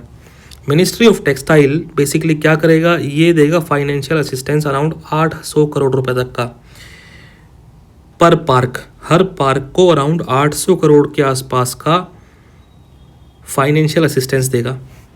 ठीक है, किस केस में, अगर ग्रीन फील्ड प्रोजेक्ट है तो, और 500 करोड़ का फाइनेंशियल असिस्टेंस देगा अगर वो ब्राउन फील्ड प्रोजेक्ट है तो। कैसे कैसे देगा, इन तरीकों से देगा। ठीक है, पहला कह रहा है कि डेवलपमेंट कैपिटल सपोर्ट, डेवलपमेंट के लिए कुछ कैपिटल दे रहा है, उस पार्क के डेवलपमेंट के लिए कुछ क्या कह रहा है, कैपिटल दे रहा है, और ये पूरे के पूरे प्रोजेक्ट कॉस्ट की 30% होगी। ठीक है, और ग्रीन फील्ड पार्क के लिए एट मैक्स 500 करोड़ रुपए दिया जा सकते हैं डेवलपमेंट कैपिटल सपोर्ट के तौर पे। ब्राउन फील्ड के लिए support up to 200 crore for remaining infrastructure development. ठीक, फिर कह रहा है कम्पिटिटिवनेस इंसेंटिव सपोर्ट, कह रहा है कि ताकि इनकरेज क्या करेगा, additional incentive up to 300 crore per park to encourage early setup. Park जल्दी से जल्दी सेटअप हो सके उसके लिए इंसेंटिवाइज कर रहे हैं। इस चीज़ के लिए 300 करोड़ दिया जाएगा हर पार्क को। Convergence with other government scheme of India, और जो गवर्नमेंट की अलग अलग स्कीम्स उनके साथ कन्वर्ज कर रहे हैं, जैसे पावर वाली स्कीम होगी, स्किल डेवलपमेंट वाली स्कीम होगी, लॉजिस्टिक्स वाली स्कीम होगी, इन सब के साथ भी हम क्या कर रहे हैं, इसको कन्वर्ज करेंगे ताकि हमें डुप्लीकेशन जो है वो ना करना पड़े बार बार। इस पूरी जगह में अराउंड 10% के आसपास एरिया, उसको क्या करेंगे, उसको कमर्शियल डेवलप करेंगे। कमर्शियल डेवलप मतलब वहाँ पे रियल इस्टेट लेके आएंगे, वहाँ पे सर्विसेज प्रोवाइड करवाएंगे ताकि अपन वहाँ से रेवेन्यू जनरेट कर सकें, और इस रेवेन्यू जनरेटेड से अपन मेंटेनेंस कर सकें और सस्टेनेबिलिटी, और उस जगह की सस्टेनेबिलिटी का ध्यान रख सकें, मतलब उस मित्र पार्क की सस्टेनेबिलिटी का ध्यान रख सकें। Why PM Mitra scheme launched, क्यों की गई पीएम मित्रा स्कीम को लॉन्च। देखो, fragmentation and lack of the complete value chain. India के अंदर जो टेक्सटाइल सेक्टर है ये फ्रेगमेंटेड है, और ऐसा नहीं है कि जहाँ पे भी टेक्सटाइल सेक्टर बना हुआ है वो उसमें पूरी की पूरी वैल्यू चेन हो। मतलब छोटी मोटी एमएसएमईज कहीं बन जाती हैं, वो वैल्यू चेन में से कुछ एक आधा काम करती है और सारा काम नहीं करती। देख लेते हैं क्या कहना चाह रहा है। बहुत से एमएसएमई या स्मॉल फर्म्स हैंडल कर रही हैं मात्र 1 या 2 stage of the textile manufacturing. यदि स्पिनिंग करेंगी या फिर वीविंग करेंगी फिर गारमेंटिंग करेंगी, मतलब सारे काम कर ही नहीं रही हैं बेसिकली। ठीक है, तो इस वजह से क्या हो रहा है कि this hinders economy of the scale. इस वजह से अपने पास स्लो डाउन हो जाता है रेस्पॉन्स टाइम के अंदर, लॉजिस्टिक की कॉस्ट बढ़ जाती है और क्वालिटी कंट्रोल में भी कमी आती है। तो ये कहा गया है कि पीएम मित्रा पार्क के अंदर अपन सारे काम एक जगह ही करवा लेंगे। जो अपन ने अभी देखा था ना, वो कौन कौन सी चीज़ें, कौन कौन सी ये spinning, weaving, processing, garmenting, textile manufacturing, processing and the printing machinery, ये सारी चीज़ अपन एक जगह कराएंगे। तो ये क्या हो जाएगा कि पूरी की पूरी एक वैल्यू चेन बनेगी, इंटीग्रेटेड वैल्यू चेन, जो कि कंप्लीट वैल्यू चेन होगी। फिर कह रहा है इंफ्रास्ट्रक्चर वाले बोटलनेक्स हैं अभी, इनको भी ठीक कर रहेंगे इन पार्क्स के द्वारा, जैसे पुअर प्रोसेसिंग और फिनिशिंग यूनिट्स। हमारी जो चीज़ें हैं वो इको फ्रेंडली नहीं है अभी, क्योंकि जो इन इंडस्ट्रीज से जो अभी एमएसएमईज वगैरह हैं उनमें से एफ्लुएंट जो है वो ट्रीट नहीं होता, मतलब जो वेस्ट वाटर उससे बाहर निकल रहा है उसका ट्रीटमेंट ज़रूरी है। फिर कह रहा है कि पावर सप्लाई के अंदर इशू है, ये सब इफेक्ट करते हैं एक्सपोर्ट कम्पिटिटिवनेस के अंदर। इसलिए incubation centres, design lab, training lab सारे के सारे पार्क्स के अंदर बनाए जाएंगे ताकि हम लोग प्रोडक्ट के अंदर इनोवेशन कर सकें। हमारा जो मैन पावर है वो स्किल्ड होगा। ठीक है, फिर कह रहे हैं सेंट्रलाइज्ड एफ्लुएंट ट्रीटमेंट प्लांट, मतलब ये पूरा का पूरा जो पार्क है ना, इन पार्क के अंदर ट्रीटमेंट एफ्लुएंट को ट्रीट करने के लिए we are making centralized effluent treatment plants. ये इंश्योर करेगा सस्टेनेबल पॉल्यूशन कंट्रोल को, और इस टाइप के जो सेंट्रलाइज्ड एफ्लुएंट ट्रीटमेंट प्लांट हैं हमको यूरोप में ही मिलते हैं। ठीक है, और क्या इशू है इंडिया के अंदर? इंडिया के अंदर ये इशू है कि बहुत से जो करंट टेक्सटाइल यूनिट हैं इनके पास पुरानी मशीनें हैं, अंडर एफिशिएंट डाइंग प्रोसेस है और ऑटोमेशन की कमी है। इस वजह से चीज़ों को बनाने में कॉस्ट बढ़ जाता है और कम्पिटिटिवनेस जो है वो कम है अगेंस्ट ग्लोबल प्लेयर्स जैसे चाइना और वियतनाम। इसलिए हम ऐसा काम कर रहे हैं कि हम लोग बना रहे हैं प्लग एंड प्ले फैक्ट्रीज़। मतलब ऐसा कि government is going to provide all the infrastructure under this parks. अब बाहर से कंपनी आएगी, वो यहाँ पे अपना सामान सेट करेगी और सामान सेट करके डायरेक्टली चीज़ें प्रोड्यूस करना चालू कर देगी। उसको किसी चीज़ की टेंशन नहीं है कि मेरे पास पानी नहीं है, इलेक्ट्रिसिटी नहीं है, मेरे को इंफ्रास्ट्रक्चर तैयार करना है। तो क्या कह रहा है कि गवर्नमेंट कह रही है कि इसलिए हम लोग इन चीज़ों को ठीक करने के लिए हम बना रहे हैं प्लग एंड प्ले फैक्ट्रीज और साथ में देंगे physical incentives. Park create an ecosystem to draw domestic and foreign investors. It is similar to special economic zone, और स्पेशल इकोनॉमिक जोन के सिमिलर है जहाँ पे पहले इलेक्ट्रॉनिक मैन्युफैक्चरिंग भी की जाया करती, मतलब जहाँ पे हम लोग करते हैं इलेक्ट्रॉनिक मैन्युफैक्चरिंग। फिर कह रहा है under investment and poor scale.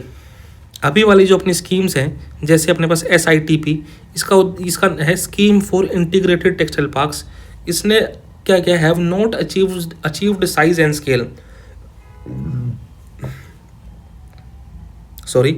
Have not achieved size and scale. तो इसको ठीक करने के लिए हम चाह रहे हैं कि हमारी चीज़ें ग्लोबली कम्पिटिटिव हो जाएं, तो हम ये सारी चीज़ें कर रहे हैं। फिर कह रहा है मल्टीप्लायर इफेक्ट।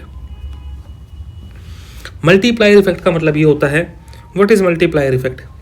मल्टीप्लायर इफेक्ट आपने इकोनॉमी में पढ़ा होगा कि कोई एक चीज़ हुई और उस चीज़ की वजह से और चीज़ें होती चली गई। मतलब लेट अस अज्यूम आपके घर में जॉब मिली तो आपके पास पैसा आया, आपने पैसा आया तो घर का भला किया, घर में कुछ प्रॉपर्टी खरीदी तो आगे पैसा गया, जिससे प्रॉपर्टी खरीदी उसके पास पैसा गया, फिर उसने कुछ और खरीदा, तो ये पूरी चेन है। तो इसको बोल देते हैं एक टाइप से मल्टीप्लायर इफेक्ट, सिंपल शब्दों के अंदर, ठीक है।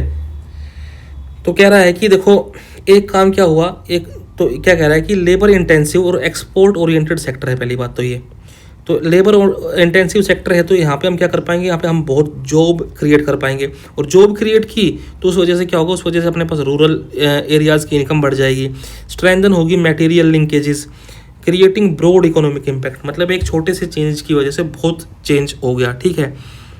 फिर कह रहा है कि ओवरव्यू कर लेते हैं इंडिया के टेक्सटाइल और अपैरल सेक्टर का। Overview of the India's textile and the apparel sector. India second largest manufacturing capacity है चाइना के बाद, 6th लार्जेस्ट एक्सपोर्टर है with 3.91 share in global trade.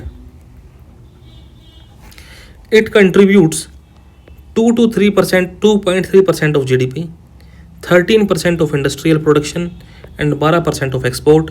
याद करने की ज़रूरत नहीं है, चीज़ें दिमाग में नहीं रहेंगी। अगर याद करने का मन है तो मेक ए छोटी डायरी के अंदर लिख लो इनको। Employment, second largest employment generator है इंडिया के अंदर टेक्सटाइल, स्टार मार्क कर रहा हूँ इसमें मैं। एग्रीकल्चर के बाद अराउंड 4.5 करोड़ लोग जो हैं वो इसके अंदर एम्प्लॉयड हैं। 80% of its capacity is spread across MSME sector. और की इनिशिएटिव्स क्या हैं? और इनिशिएटिव ये हैं कि production linked incentive scheme for textile और अप्रैल। मतलब जितना ज़्यादा तुम प्रोडक्शन करोगे, जितनी ज़्यादा तुम मैन्युफैक्चरिंग करोगे, गवर्नमेंट तुमको उतना ही इंसेंटिव देगी। प्रोडक्शन से लिंक किया है इंसेंटिव को, जितना प्रोडक्शन उतना ही incentive by the government. Samarth scheme, Samarth का मतलब क्या है कि आपको समर्थ बना रहा है, आपको सक्षम बना रहा है। किस चीज़ में सक्षम बना रहा है? मतलब हमको स्किल देगा, ठीक है। Demand based skilled training. Demand based मतलब कोई आदमी आ जाए, खड़ा हो जाए कि मेरे को स्किल चाहिए भाई अभी, तो कहेगा लो जी लो स्किल लो। कोई दूसरा जाके खड़ा हो जाएगा, वो किसी और टाइम पे कह रहा है कि मेरे को स्किल चाहिए, लो जी लो स्किल लो। जैसे ही डिमांड आई वैसे ही वैसे स्किल ट्रेनिंग चालू कर दी अक्रॉस टेक्सटाइल वैल्यू चेन, ताकि एम्प्लॉयबिलिटी बढ़ सके। फिर कह रहा है कि ATUFS amended technology upgradation fund. इसमें सिर्फ इन चीज़ों पर देखो, टेक्नोलॉजी को अपग्रेड करने के लिए फंड है ये। To incentivize credit flow for technology upgradation of MSMEs, बस। फिर कह रहा है कि Kasturi cotton branding certification. Kasturi एक सर्टिफिकेट दी जाएगी कि आपका जो कॉटन है, इंडियन कॉटन है, उसकी बढ़िया क्वालिटी है। नेशनल टेक्निकल टेक्सटाइल मिशन, तो टेक्निकल टेक्सटाइल्स के लिए है बेसिकली। ये टेक्निकल टेक्सटाइल्स पे फोकस करेगा, रिसर्च करेगा, प्रोडक्शन करेगा और एक्सपोर्ट प्रमोशन करेगा। 100% FDI वाया ऑटोमेटिक रूट, ठीक है, in textiles to attract global investment. सही बात है, ऑटोमेटिक रूट के द्वारा टेक्सटाइल्स में हम लोग 100% क्या कर रहे हैं, FDI अलाउ कर दी है। दिस इज़ द कंक्लूजन, इसको देख लेना एक बार, ठीक। National logistics policy. ये this article is national logistics policy 2022 में आई थी अपनी। अभी इसकी 3rd एनिवर्सरी है, इसलिए union ministry of the commerce and industry इसकी 3री एनिवर्सरी की याद के अंदर बना रहे हैं 3rd एनिवर्सरी। ठीक, किसकी 3rd एनिवर्सरी होता है नेशनल लॉजिस्टिक्स पॉलिसी 2022। चलो चलते हैं, व्हाट इज़ द इसके बारे में बात करते हैं। What is the national logistic policy 2022, इसने क्या किया ऐसा कि इसको 3री साल में दोबारा याद किया जा रहा है। देखो, इसको लॉन्च किया गया था कि ये प्रधानमंत्री गति शक्ति नेशनल मास्टर प्लान को कॉम्प्लीमेंट कर सके। ठीक, इसको लॉन्च किया गया था कि प्रधानमंत्री नेशनल गति शक्ति जो प्रोग्राम है इस प्लान है इसको कॉम्प्लीमेंट कर सके। लेकिन नेशनल लॉजिस्टिक पॉलिसी पढ़ने से पहले वी शैल नो कि व्हाट इज़ लॉजिस्टिक्स। कम से कम ये तो चीज़ हमें पता हो कि लॉजिस्टिक्स होता क्या है।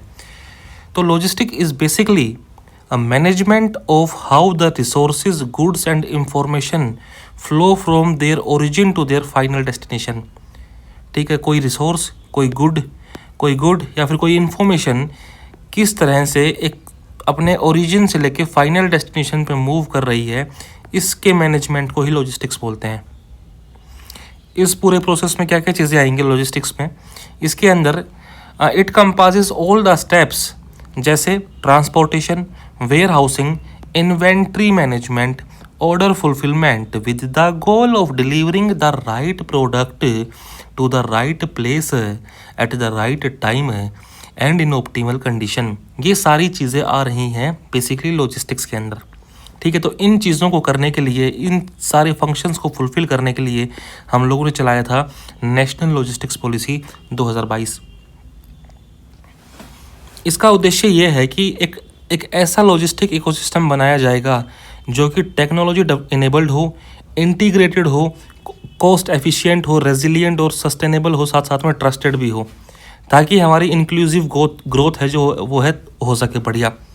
ठीक, ये कह रहा है कि NLP एड्रेस करता है सॉफ्ट इंफ्रास्ट्रक्चर के इश्यूज़ को एंड लॉजिस्टिक्स सेक्टर डेवलपमेंट में भी ये मदद कर रहा है। ठीक है, NLP जो अपनी पॉलिसी है सॉफ्ट इंफ्रास्ट्रक्चर के को भी ठीक कर रहा है और लॉजिस्टिक सेक्टर डेवलपमेंट के एस्पेक्ट्स जैसे process reform, improvement in logistic service, digitisation, human resource development and skilling, इन सब चीज़ों को एड्रेस कर रहा है। What is the soft infrastructure? Soft infrastructure क्या चीज़ है? देखो, सॉफ्ट इंफ्रास्ट्रक्चर का मतलब ये वो इंफ्रास्ट्रक्चर है जो कि नॉन फिजिकल है। ठीक, नॉन फिजिकल का मतलब क्या होता है कि इसके अंदर वो चीज़ें आ रही हैं जो कि सोसाइटी की हेल्थ हो गया, सोसाइटी का सोशल स्टैंडर्ड हो गया, एजुकेशन हो गया, हेल्थ केयर आ गया, फाइनेंशियल सर्विसेज आ गई, गवर्नमेंट आ गई, ये सारा सॉफ्ट इंफ्रास्ट्रक्चर है। जबकि हार्ड इंफ्रास्ट्रक्चर में चीज़ें आती हैं फिजिकल चीज़ें जैसे road and the bridges etcetera etcetera.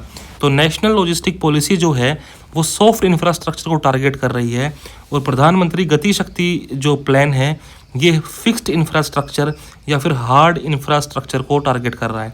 इसलिए ये दोनों एक दूसरे को कॉम्प्लीमेंट करते हैं और ये दोनों लॉन्च किए गए थे एक दूसरे के कॉम्प्लीमेंट्री। इसमें कोई दिक्कत नहीं होना चाहिए। जब तक आपको ये पता है कि हाँ भाई कोई पॉलिसी कोई स्कीम किस पर्पज़ से लॉन्च की गई थी तो आप लोग पता लगा सकते हैं कि ये क्या चीज़ करने वाली है बेसिकली। ठीक, इसका टारगेट ये है कि इंडिया का जो लॉजिस्टिक कॉस्ट उसको घटा देगा। ठीक है, ग्लोबल बेंचमार्क के बराबर कर देगा 2030 तक। इम्प्रूव करेगा हमारा जो लीड्स लॉजिस्टिक पर इम्प्रूव करेगा लॉजिस्टिक परफॉर्मेंस इंडेक्स रैंकिंग को। क्या करेगा? लॉजिस्टिक परफॉर्मेंस इंडेक्स रैंकिंग को जो है इम्प्रूव करेगा। हम लोग इससे कोशिश करेंगे कि 2030 तक टॉप 25 कंट्रीज़ में आ जाएं इस लॉजिस्टिक परफॉर्मेंस इंडेक्स में। ठीक है, टॉप 25 कंट्री में आ जाएं 2030 तक। अभी हम लोग लॉजिस्टिक परफॉर्मेंस इंडेक्स में 38th रैंक पे हैं। वर्ल्ड बैंक निकालता है लॉजिस्टिक परफॉर्मेंस इंडेक्स को। ठीक है, और कह रहा है कि 7.97% ऑफ GDP इन इंडिया जो है is the total estimated cost, logistic cost. ठीक, अब आगे चलते हैं। ये कह रहा है कि और हम लोग क्या करेंगे, हम करेंगे डाटा डिराइवन डिसीजन मैकेनिज्म लेके आएंगे फॉर एफिशिएंट लॉजिस्टिक्स इकोसिस्टम। देखो क्या कह रहा है, क्रिएट करेंगे data driven decision support mechanism. ठीक है, हम जब डिसीजन लेंगे लॉजिस्टिक्स के अंदर ये सारा का सारा डेटा से ड्राइवन होगा। ठीक है, और इसलिए हमारा लॉजिस्टिक इकोसिस्टम एफिशिएंट रहेगा। इम्प्लीमेंटेशन कैसे इम्प्लीमेंट कर रहे हैं हम इसको, नेशनल जो हमारी ये पॉलिसी है logistic policy, it is implemented through clap. What is clap? Clap is comprehensive logistics action plan. इसके अपने पास 8 की एरियाज़ हैं जो कि मैंने ये लिख रखे हैं, मतलब इसके ऊपर ABCDEFGH मार्क कर रखा है। तो दीज आर द 8 की एरियाज़। इसमें हम लोग क्या करेंगे, फिजिकल एसेट्स का स्टैंडर्डाइज करेंगे, ठीक है, और बेंचमार्क करेंगे हमारी सर्विस क्वालिटी स्टैंडर्ड्स को। मतलब हमारी सर्विस क्वालिटी स्टैंडर्ड्स कम से कम इतने तो होने ही चाहिए, एक बेंचमार्क सेट कर दिया, ठीक है। और क्या करेंगे, डिजिटल लॉजिस्टिक सिस्टम हैं उनको लेके आएंगे, logistics human resource development and capacity building, state का एंगेजमेंट करेंगे, सर्विस इम्प्रूवमेंट फ्रेमवर्क लेके आएंगे, ठीक है। मतलब दिस इज़ अ वे जिसके थ्रू हम लोग क्या कर रहे हैं, सर्विस इम्प्रूवमेंट फ्रेमवर्क, सर्विस को इम्प्रूव करने के लिए एक फ्रेमवर्क बनाया है। इस फ्रेमवर्क के थ्रू हम लोग ये जो पॉलिसी है इसको इम्प्लीमेंट कर रहे हैं, ठीक है। एक्सपोर्ट इम्पोर्ट के लॉजिस्टिक्स का ध्यान रखेंगे। Sectoral plan for efficient logistics, एक पर्टिकुलर सेक्टर के अंदर एफिशिएंट लॉजिस्टिक्स के लिए प्लान बना दिया। फिर कर रहे हैं अपन लोग facilitation of development of logistics park. क्या कह रहे हैं, लॉजिस्टिक्स पार्क बनाए जा सकें इसके लिए फैसिलिटी दे रहे हैं, ठीक। अब नेशनल लॉजिस्टिक पॉलिसी 2022 से लेकर 25 का इसने क्या अचीवमेंट किया। पहली बात तो इसने क्या किया कि logistic ease across different state leads index. अलग अलग स्टेट्स के अंदर लॉजिस्टिक्स के अंदर कितनी ज़्यादा ईजी है, मतलब जैसे अलग अलग स्टेट है, हरियाणा हो गया, महाराष्ट्र हो गया, तो अलग अलग स्टेट्स में लॉजिस्टिक कितना अपने को ईज़ प्रोवाइड कर रहा है, इस चीज़ के बारे में बात कर रहा है। तो क्या कह रहा है कि इस पॉलिसी ने एक क्रूशियल रोल प्ले किया इन promoting competitive federalism. Competitive federalism कैसे, व्हाट इज़ कम्पिटिटिव फेडरलिज्म? एक स्टेट दूसरे स्टेट के साथ कम्पीट कर रहा है कुछ अचीव करने के लिए। जब हम लोग ऐसा इंडेक्स निकालेंगे जो 2 स्टेट्स को कंपेयर कर रहा है, तो उन स्टेट्स को पता लगेगा कि अच्छा ये स्टेट मेरे से इस चीज़ में आगे चल रहा है, तो आई शैल परफॉर्म मोर वेल। तो दिस इज़ कम्पिटिटिव फेडरलिज्म। और सपोर्ट कर रहा है कि इंडिया के राइज को in the world bank logistic performance index, ठीक। लीड इंडेक्स जो है एक्सेस करता है logistics performance across state and UTs, यही हमने अभी बात की थी। लीड जो है 2025 वाला इंडेक्स जो है ये इंट्रोड्यूस कर रहा है परफॉर्मेंस असेसमेंट इन 5 to 7 की कॉरिडोर्स। मतलब जो 25 के अंदर जो लीड इंडेक्स आएगा ये 5 से 7 की कॉरिडोर्स के अंदर देखेगा कि हाँ भाई किसने कैसी परफॉर्मेंस की है, क्या परफॉर्मेंस नहीं की। कौन कौन से की कॉरिडोर्स हैं, जर्नी टाइम, मतलब एक स्टेट के अंदर कोई चीज़ यहाँ से यहाँ मूव करने में कितना टाइम लगा रही है उसको कंपेयर करेगा। किसी स्टेट में ट्रक की कितनी स्पीड है, वेटिंग पीरियड्स, किसी स्टेट में कितना वेट करना पड़ रहा है, ये सारी चीज़ें। फिर कह रहा है API based evaluation of section wise speed, ठीक है। API इज बेसिकली इंटरफेस, ये इंटरफेस क्या करता है, अलग अलग सॉफ्टवेयर्स को कनेक्ट करता है, अलग अलग प्लेटफॉर्म्स को कनेक्ट करता है, जिससे हमें पता लगता है कि किस प्लेटफॉर्म में क्या डेटा फीड किया हुआ है, ठीक। तो इसके बेसिस पे हम लोग इवेल्युएशन करेंगे ऑन मेजर रोड कॉरिडोर्स। फिर कह रहा है कि हम एक चीज़ लेके आए जिसको बोल दिया unified logistics interface platform. Unified logistics interface platform, इसने it has facilitated secure API integration, ठीक है, across more than 30 digital systems. मतलब ये कह रहा है कि API जैसे अपन ने डाल दिया ना, तो ये अलग अलग सिस्टम सारे इंटीग्रेट हो गए, enabling over 160 crore digital transactions, ठीक। अब व्हाट इज़ UPI एक डिजिटल प्लेटफॉर्म है। देखो API अगर आपको नहीं समझ में आ रहा हो, API जैसे ये है, API इज़ बेसिकली क्या कर रहा है, ये ऐसे कर रहा है जैसे मान लो कि वेयर हाउस मैनेजमेंट सिस्टम है, ट्रांसपोर्ट मैनेजमेंट सिस्टम है, ई-कॉमर्स वेबसाइट है, इन सबको आपस में कम्युनिकेट करवा रहा है, सीमलेसली डेटा एक्सचेंज कर रहा है, ठीक है। एप्लीकेशन प्रोग्रामिंग इंटरफेस बोलते हैं इसको। मतलब मान लो कि एक ट्रक यहाँ से निकला, ठीक है, तो एक ट्रक यहाँ से निकला तो पूरे के पूरे इंटरफेस पे बता देगा API कि भाई ट्रक यहाँ से निकल चुका है। जैसे ही पोर्ट पे पहुँचेगा ट्रक तो कह देगा कि हाँ भाई ट्रक पोर्ट पे आ चुका है। तो जो चीज़ें अपडेट हो रही हैं, जैसे जब आप फ्लिपकार्ट वगैरह से ऑर्डर करते हैं तो उसमें आता है कि हाँ भाई your parcel has been reached here, आपका पार्सल जो है शिप हो गया है। तो ये सारी चीज़ बेसिकली क्या है, ये एक यूनिफाइड चीज़ है, ठीक, उस चीज़ की बात कर रहा है ये।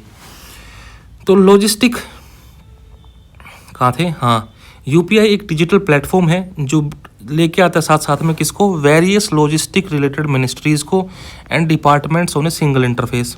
ठीक, improved digital integration, ease of logistic services portal, ease of logistic service portal, इसने 35+ लॉजिस्टिक्स और इंडस्ट्री एसोसिएशंस को सबको एक साथ कर लिया है, इंटीग्रेट कर लिया है। ठीक है, और साथ में क्या किया है, and successfully resolved 100 out of 140 issues submitted to it by stakeholders. Logistics at regional level, regional level पे लॉजिस्टिक्स का क्या सीन है, 27 स्टेट और union territories have formulated state logistic policies. Logistics at regional level, logistics at regional level मतलब किसी state के अंदर, किसी यूनियन टेरिटरी के अंदर लॉजिस्टिक्स का क्या हाल है। तो 27 स्टेट और यूनियन टेरिटरीज ने स्टेट लॉजिस्टिक पॉलिसीज़ बना रखी हैं, और 19 स्टेट ने तो क्या कर रखा है, लॉजिस्टिक्स को इंडस्ट्री का स्टेटस दे रखा है, ताकि लॉजिस्टिक वाली चीज़ों को टैक्स बेनिफिट और इंसेंटिव भी मिल सके। और इनिशिएटिव क्या क्या है, और इनिशिएटिव ये हैं कि infrastructure status, it has enabled access to cheaper long term funding. हमने लॉजिस्टिक्स को इंफ्रास्ट्रक्चर का स्टेटस दे दिया, जिस वजह से क्या हो रहा है कि इसको सस्ता और लॉन्ग टर्म के लिए पैसा मिल सकता है लोन पे, जैसे कि रोड और रेलवेज वालों को लॉन्ग टर्म और चीपर लोन्स मिलते हैं। ठीक, integrated state and city logistic plans, state का और शहर का लॉजिस्टिक प्लान जो है उसको इंटीग्रेट कर दिया गया है, ऐसे प्लान्स को, under the smile program. Smile program जो है उसकी फुल फॉर्म ये है, strengthening multi modal and integrated logistic system. ये प्रोग्राम का उद्देश्य ये है कि इम्प्रूव किया जाए इंडिया के लॉजिस्टिक इंफ्रास्ट्रक्चर को, रिड्यूस किया जाए लॉजिस्टिक की कॉस्ट को, और एफिशिएंसी बढ़ाई जा सके। एक बार दोबारा देखते हैं कि स्टेट का और सिटी का जो लॉजिस्टिक प्लान है उसको इंटीग्रेट करने की बात हो रही है। ये काम हो रहा है स्माइल प्रोग्राम के अंदर, और स्माइल प्रोग्राम जो है वो चलाया जा रहा है एशियन डेवलपमेंट बैंक के साथ कोलैबोरेट करके। ठीक, अब एग्जाम के अंदर आ जाएगी स्माइल प्रोग्राम किस चीज़ से जुड़ा हुआ है। स्माइल प्रोग्राम जुड़ा हुआ अपना लॉजिस्टिक्स से। ठीक है, स्माइल प्रोग्राम किसके कोलैबोरेशन में चल रहा है, स्माइल प्रोग्राम चल रहा है एशियन डेवलपमेंट बैंक के कोलैबोरेशन में। Strengthening multi modal and integrated logistic ecosystem, तो ये क्या करेगा, this aims to improve India's logistic infrastructure, reducing logistic cost and increasing efficiency, simple as that। फिर क्या कह रहा है, फिर अपने पास लॉजिस्टिक्स डेटा बैंक 2.0, तो जाहिर सी बात है यार, डेटा का बैंक है, यहाँ पे डेटा अपन कलेक्ट करेंगे, लॉजिस्टिक्स से जुड़ा हुआ डेटा जो है वो कलेक्ट करेंगे रियल टाइम के अंदर। ठीक है, it enables real time tracking of container movement. Container, कौन से कंटेनर की मूवमेंट की बात कर रहा है ये, देखते हैं अभी। Introducing export container tracking on high seas along multi modal shipment visibility. देखो कुछ बात नहीं कर रहा, ये आपसे यूँ कह रहा है कि ये वाले जो कंटेनर होते हैं, कौन से कंटेनर, देखो दीज कंटेनर्स, ये बड़ा कैसे होगा, ये जो कंटेनर है ना, ये कंटेनर आपको दिख रहा होगा शायद, मेरे को जो है, जो मैंने ड्रॉ कर रखा है, इसको चीज़ें मिटानी पड़ेंगी मेरे को, कोई ना भी मिटा देते हैं, एक सेकंड।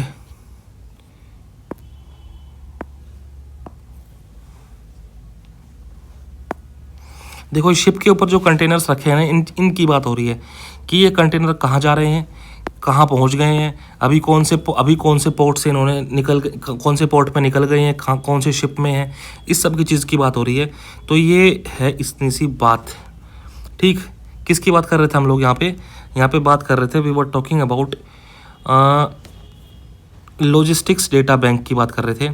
इसने क्या किया है, इसने इनेबल किया है रियल टाइम ट्रैकिंग को, किसकी, कंटेनर मूवमेंट की, कंटेनर कहाँ गया, कहाँ है, कौन सी शिप में कैसे है, कहाँ पे एक्सपोर्ट हुआ है, एक्सपोर्ट होते होते कौन से समुद्र के अंदर है। तो ये सब चीज़ ऑनलाइन सब होंगी। ठीक है, फिर आता और चीज़ें क्या हैं, और चीज़ें हैं multi modal logistic park under Bharatmala परियोजना, ये भी अपन ने एक इनिशिएटिव लिया है। उसके बाद unified logistics interface platform.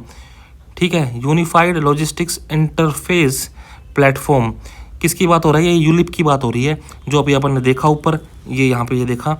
Dedicated freight corridors, गति शक्ति विश्वविद्यालय and introduction of E way bills, ये सारे इनिशिएटिव्स जो अपन ने लॉजिस्टिक को ठीक करने के लिए लिए गए हैं। चैलेंजेस क्या हैं भाई, what are the challenges in logistic sector. देखो नॉर्मली क्या होता है किसी भी कंट्री के अंदर कि ज़्यादातर जो चीज़ें हैं ना, ज़्यादातर अपना माल, ज़्यादातर अपना सामान रेलवे के थ्रू ट्रांसपोर्ट हो रहा है कंट्री के थ्रू आउट। लेकिन इंडिया में इससे उल्टा है। इंडिया में क्या है, इंडिया में मॉडल इम्बैलेंस है। इंडिया में रेलवेज़ के थ्रू तो मात्र 18% जो है वो फ्रेट ट्रैफिक है, और रोड के थ्रू अपने पास 71% जो है सारा का सारा फ्रेट ट्रांसपोर्ट हो रहा है। ये नीति आयोग की जो है वो है क्या, this is the NITI Aayog की रिपोर्ट के हिसाब से। अब क्या कह रहा है, इसको ठीक करेंगे अपन, तो इसको ठीक करने के लिए क्या करेंगे, एफिशिएंट मॉडल मिक्स। ठीक है, एफिशिएंट मॉडल मिक्स हम लोग क्या करेंगे, हम लोग डेडिकेटेड फ्रेट कॉरिडोर्स बनाएंगे। हम लोग इसके लिए इनलैंड वाटरवेज को प्रमोट करेंगे। हम लोग प्रमोट करेंगे roll on and roll off services. मतलब जो roll on and roll off services क्या होती हैं, ऐसी चीज़ें जिनको रोल करके किसी शिप में चढ़ा दो और जिनको रोल करके उस शिप से उतार दो, जैसे कार, बाइक, इन सब चीज़ों की बात कर रहा है। ये सब क्या कर सकते हैं, ये can reduce logistic cost and improve the efficiency. तो ये जो है इससे कनेक्टेड है। ठीक, अब क्या कह रहा है कि लॉजिस्टिक्स में there is dominance of unorganize sector.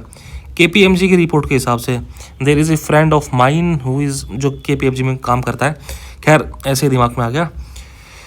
तो dominance of the unorganize sector, अपना जो लॉजिस्टिक सेक्टर है वो बहुत ज़्यादा फ्रेगमेंटेड है, और इसके अंदर ज़्यादा डोमिनेशन, ज़्यादा दबदबा, ज़्यादा हवाबाजी स्मॉल और अनऑर्गेनाइज्ड प्लेयर्स की है। 90% जो है काम लॉजिस्टिक्स के अंदर अनऑर्गेनाइज्ड लोग कर रहे हैं। लोगों के अंदर डिजिटल लिटरेसी की कमी है। इसलिए अगर तुम सब कहोगे कि हम लोग भाई सारा काम ऑनलाइन कर रहे हैं लॉजिस्टिक्स के अंदर, API वेपीआई को लेके आ गए हैं, यूलिप को लेके आए हैं, तो यार ये तो फिर लोग तो लिटरेट ही नहीं है। ठीक, तो कह रहा है कि digital adoption among smaller logistic firms and independent operators remain uneven है, specially outside the urban centres. ठीक है, मेरे को लगता है तुमको समझ में आ गया। फिर कह रहा हूँ रेगुलेटरी कम्प्लेक्सिटी। अब क्या कह रहा है कि overlapping state and union territory, sorry overlapping state और यूनियन के regulation, inconsistent implementation of GST for logistics and varied licensing forms. ये सारी क्या होता है, इस सब की वजह से हो रहा है ऑपरेशनल अनसर्टेनिटीज़। किसके लिए, डिजिटल स्टार्टअप्स के लिए और एस्टेब्लिश्ड कंपनीज़ के लिए भी। तो मतलब रेगुलेटरी कंप्लाइंस में भी इशू है लॉजिस्टिक सेक्टर के अंदर, डिजिटल लिटरेसी का इशू है, dominance of the unorganised sector and model imbalance. जैसे अपन ने मॉडल इम्बैलेंस को मैंने इससे कनेक्ट किया था। अब क्या कह रहा है कि हमको क्या करना पड़ेगा, हमको अडॉप्ट करने पड़ेंगे इवॉल्विंग फॉर्मेट्स को। व्हाट इज़ इवॉल्विंग फॉर्मेट्स, मतलब देखो धीरे धीरे ई-कॉमर्स बढ़ रहा है, और ई-कॉमर्स का मतलब क्या है कि आप लोग बिग बिलियन डे पे, ग्रेट इंडियन फेस्टिवल पे, ये सारा जो है ई-कॉमर्स है, घर बैठ के चीज़ें मंगवा रहे हो, ऑर्डर कर रहे हो। तो जो लॉजिस्टिक और वेयर हाउसिंग कंपनी है ना, इनको इस ई-कॉमर्स के लाइंस पे along in coordination with the e-commerce, इनको अपनी चीज़ों को स्ट्रेटेजाइज करना पड़ेगा, इनको अपने ऑपरेशंस को मैनेज करना पड़ेगा। ठीक है, और जो नई नई चीज़ें इवॉल्व हो रही हैं, नए नए फॉर्मेट, जैसे ओमनी चैनल रिटेल करके एक फॉर्मेट है, क्विक कॉमर्स हो गया, और दूसरे मॉडल जैसे by online, pickup in the store, in models के लाइन में हमको क्या करना पड़ेगा, हमको लॉजिस्टिक और वेयर हाउस कंपनीज़ को इवॉल्व करवाना पड़ेगा। ठीक, उसके बाद कोलैबोरेशन बिटवीन द स्टार्टअप जैसे Rivigo and small fleet operators, ताकि प्रोवाइड कर सके affordable plug in and play digital solution. देखो क्या कहना चाह रहा है ये कहना चाह रहा है कि जो रिविगो है ना, ये एक AI एल्गोरिदम, रिविगो का एक AI एल्गोरिदम है, जो कहीं जैसे मान लो कि तुम कहीं जा रहे हो, you are a delivery guy, और कहीं चीज़ें भेज रहे हो, या फिर आपकी एक लॉजिस्टिक्स की कंपनी है, आपको कहीं सामान भेजना है, तो रिविगो जो है ये क्या बताएगा, इसके AI एल्गोरिदम्स हमने को बताएंगे कि किस ऑप्टिमल रूट के थ्रू तुम ये चीज़ डिलीवर कर सकते हो या पार्सल कर सकते हो। जिस वजह से अगर ऑप्टिमल रूट पता होगा तो ट्रैवल डिस्टेंस कम हो जाएगा, फ्यूल कंजम्पशन कम होगा, और डिलीवरी की कॉस्ट भी कम हो जाएगी। इतनी सी बात है। तो हम लोगों को क्या करना चाहिए, पब्लिक प्राइवेट पार्टनरशिप करनी चाहिए। फिर आता है टेक्नोलॉजिकल इंटीग्रेशन, मतलब हम लोगों को हमारे जो सिस्टम है उसको करना चाहिए ऑटोमेटेड। जैसे तुम स्कैनर्स का यूज़ करो, बारकोड का यूज़ करो, और to streamline the data collection and integration process. ठीक, on demand warehousing through app based tools. तो दिस इज द थिंग, ये थी पूरी की पूरी अपने पास क्या, national logistic policy. The next article is SARFAESI act 2002। Supreme Court ने अभी एक जजमेंट में यह हाईलाइट किया है कि सुप्रीम कोर्ट ने अभी एक जजमेंट में हाईलाइट किया है कि there are anomalies in the SARFAESI act 2002 and SARFAESI rules 2002, इनमें एनोमलीज हैं। ठीक है, अब क्या कह रहा है कि सुप्रीम कोर्ट ने क्या ऑब्जर्व किया, सुप्रीम कोर्ट ने यह हाईलाइट किया कि there is contradiction between section 13(8) of SARFAESI act and rules 8 and 9 of the SARFAESI rules 2002। What is the contradiction? देखो, borrower loses their right. Borrower कौन है? देयर इज अ गाय, मान लेते हैं कि एक आदमी एक्स है, ये इसने बैंक से उधार ले रखा है, दिस इज बैंक, इसने ले रखा है इससे उधार। अब बैंक ने क्या किया, he was not able to pay the loan pay नहीं कर पा रहा था। तो बैंक ने क्या किया, बैंक ने इस एक्स की प्रॉपर्टी का ऑक्शन के लिए निकाल दिया एक नोटिस। क्या निकाल दिया? ऑक्शन नोटिस पब्लिश कर दिया। ठीक है, बैंक ने क्या निकाल दिया? Auction notice. इसको मैं इससे ही लिखूंगा ब्लू पेन से, ऑक्शन नोटिस निकाल दिया। अब ये कह रहा है सेक्शन 13 कि अगर एक बार ये ऑक्शन नोटिस निकल गया ना, तो बोरोवर के पास ये राइट भी नहीं है कि वो पैसा दे के बैंक को बोल दे कि यार ये चीज़ मेरे को मेरी वापस दे दो। पैसा दे के मतलब बोरोवर ये भी नहीं कर पाएगा कि यार लोन का जो बचा हुआ अमाउंट है तुम मेरे से ले लो, मैं सारा लोन चुकाने को तैयार हूँ, लेकिन ये जो ऑक्शन है मेरी कैंसिल कर दो और मेरी प्रॉपर्टी मेरे को वापस कर दो। ये कौन कह रहा है? ये कह रहा है सेक्शन 13(8), सेक्शन 13 का सबसेक्शन 8। ठीक है, लेकिन रूल नंबर 8 और 9 ये इंडिकेट करते हैं कि पब्लिश होने के बाद भी, ठीक है, पब्लिश होने के बाद भी क्या, ऑक्शन नोटिस पब्लिश होने के बाद भी बोरोवर के पास चीज़ को, बोरोवर के पास इतना टाइम है कि वो चीज़ को वापस ले सके। ठीक है, इट इंडिकेट्स कि borrower still have a window to redeem even after publication. तो एक इस बात में तो कह रहा है कि बोरोवर के पास कोई राइट ही नहीं है कि वो अपना जो प्रॉपर्टी उसको वापस ले सके, जिस प्रॉपर्टी को ऑक्शन करने वाली है बैंक। और इसके अंदर कह रहा है कि हाँ भाई, बोरोवर के पास तो अभी भी विंडो है। तो इस चीज़ की बात कर रहा है ये। ठीक है, this thing is talking about this. ये कोर्ट की इंटरप्रिटेशन है, कोर्ट की इंटरप्रिटेशन से अपने को ऐसा कुछ लेना नहीं है, लेकिन एक बार हम लोग ये देखेंगे व्हाट इज़ द ये है कोर्ट की इंटरप्रिटेशन, एक बार पढ़ लेते हैं इसको। Publication of notice under section 13 sub section 8 must be read in line with the procedural steps under the rules. अब यूपीएससी का नहीं तो मेन आपसे ये पूछेगा कि इसके अंदर क्या बता रखा है और क्या नई प्रॉब्लम्स पूछेगा। Borrowers right to redeem extinguish only after proper publication of the auction notice. तो इसने जो बात कही वो इसमें जो कह रखी है वो बात कह दी दोबारा। ठीक है, अब what is the non performing asset? Non performing asset एक ऐसा आदमी है जो अपना लोन पे नहीं कर रहा, ये तो आपको सबको पता है। ठीक है, नॉन परफॉर्मिंग एसेट सिंपल भाषा में बोल रहा हूँ, ये तो बाबा रामदेव को पता है। Baba Ramdev non performing asset के चक्कर में पिट गए थे बेचारे। ठीक, तो नॉन परफॉर्मिंग एसेट्स क्या हैं? Refers to a classification of loans और एडवांसेस जो बैंक, ऐसे जो लोन्स जो बैंक ने दे रखे हैं लेकिन डिफ़ॉल्ट कर गए हैं। ठीक है, डिफ़ॉल्ट कर गए हैं मतलब जो उसको पैसा वापस नहीं मिल रहा बैंक को, उसकी बात हो रही है। अब कह रहा है कि एक एनपीए के अंदर एरियर नाम की चीज़ होती है। एक लोन एरियर तब बनता है जब प्रिंसिपल या फिर इंटरेस्ट अमाउंट जो है अपने टाइम से लेट हो गई हों या फिर मिस कर दिए हैं जिसको पे करने हैं। मतलब उधार लेने वाले ने प्रिंसिपल या फिर इंटरेस्ट अमाउंट जो है वो क्या तो उसने मिस कर दिया है पे करना, या फिर डेट से लेट पे कर रहा है। ठीक है, तो ये बन गया एरियर। अगर ये जो लोन लेने वाला है, उधार लेने वाला है, इसने लगातार 90 दिन तक पैसा नहीं दिया, overdue for more than 90 days, when interest and the installment of principal remain overdue for the more than 90 days, तो ये एनपीए बन जाता है। ठीक, अब कह रहा है कि अब आता है मेन काम चालू।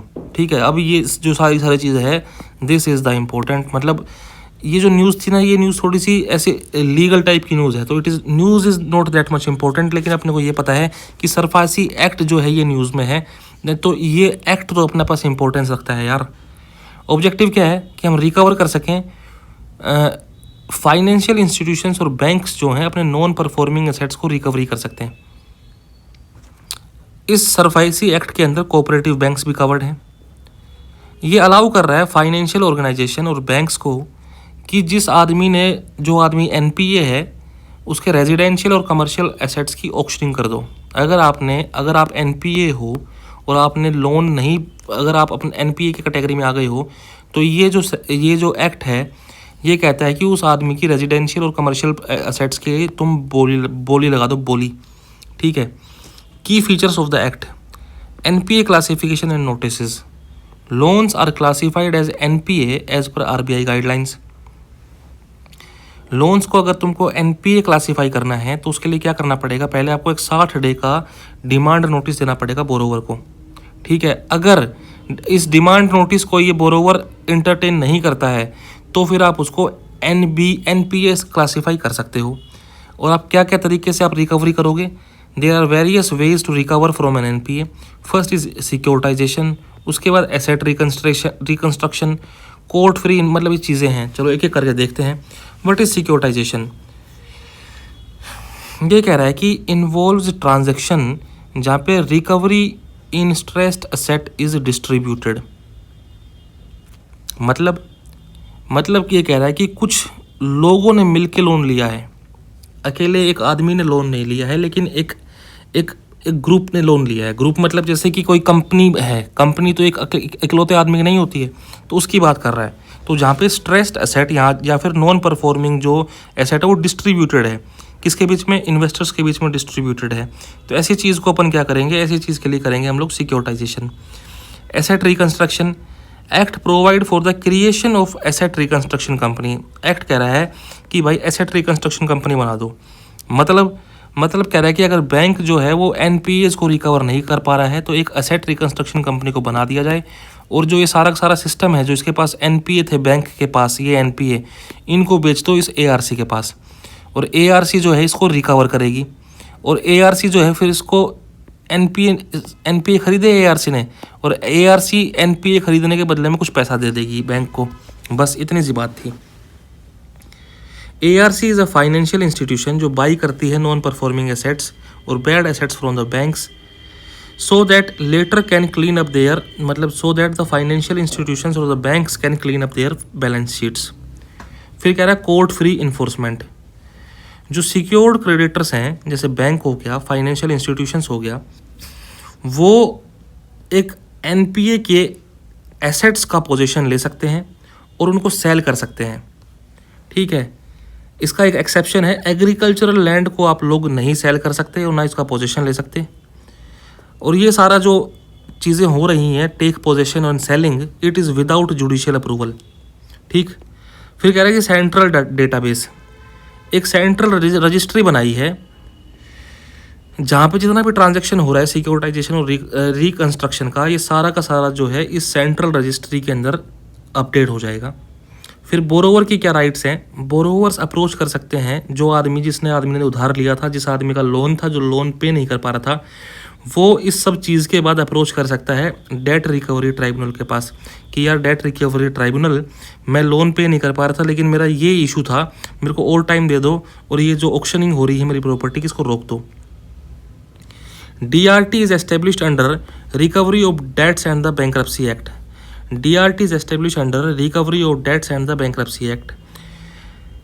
एक बार किसी को डिक्लेयर कर दिया NPA, after the declaration of an account और एसेट एज NPA, तो जो बैंक या फिर फाइनेंशियल इंस्टीट्यूशंस क्या करेंगे, ये डायरेक्ट करेंगे डिफॉल्टिंग बोरोवर्स को to discharge their liabilities within 60 day period. ये बात अपन थोड़ी देर पहले भी देखी थी। ठीक है। और अगर ये 60 दिन के पीरियड के अंदर अपनी लाइबिलिटी को डिस्चार्ज नहीं करता है तो एक नोटिस भेज दिया जाएगा। ये नोटिस अपन थोड़ी देर पहले भी देखा था। देन बैंक और फाइनेंशियल इंस्टीट्यूशंस उसके बाद एक्शन लेते हैं। ठीक। थोड़ी देर पहले कहाँ देखा था यार, थोड़ी देर पहले मैं कहूँगा थोड़ी देर पहले देखा था। हो सकता है कुछ जो बालक हैं वो कन्फ्यूज़ हो जाएँ, तो मैं उस चीज़ को दिखा देता हूँ कि थोड़ी देर पहले कहाँ देखा था। ये रहा, इसकी बात कर रहा हूँ मैं। अब कुछ इश्यूज़ हैं और कुछ चैलेंजेस हैं किससे जुड़े हुए, सरफाइसी एक्ट से जुड़े हुए। इसके अंदर कुछ बोरोवर्स हैं वो इसमें कवर नहीं होते। कौन कौन से? ऐसे बोरोवर्स जिन्होंने 1 लाख रुपए तक का लोन लिया है, it is not covered under this act. और ऐसे केस जहाँ पे 80% ऑफ द लोन जो है पे किया जा चुका है, तो वो भी सरफाइसी एक्ट के अंडर कवर नहीं होगा। और क्या दिक्कत है इसके अंदर? इसके अंदर जो बोरोवर्स हैं वो जा सकते हैं इस डेट रिकवरी ट्राइब्यूनल के पास, और यहाँ से ले आएंगे स्टे ले आएंगे, मतलब क्या आएगा कि आगे जो प्रोसीडिंग्स नहीं कर पाएगा बैंक इसकी वजह से, तो इस वजह से डिलेज हो जाते हैं। Complexity in asset recovery. What is the complexity in asset recovery? मतलब लैंडर जो हैं इनको चैलेंजेस फेस करने पड़ रहे हैं in identifying and liquidating collateral. ठीक, फिर कह रहा है कि सब ऑप्टिमल परफॉर्मेंस ऑफ एआरसी की परफॉर्मेंस भी कुछ बहुत तगड़ी नहीं रही भाई। एआरसी ने भी ऐसा ही वो किया है, अच्छी परफॉर्मेंस नहीं की है। बैंक या फिर financial institution could recover only about इतना % of amount owed by the borrower in straight assets sold to ARC. ये कह रहा है कि अगर एक बैंक ने कोई स्ट्रेस्ड एसेट एआरसी को बेच दिया तो इस केस में बैंक को मात्र 14.9% ही, इतना 14.29% ही रिकवर कर पा रहा है बैंक।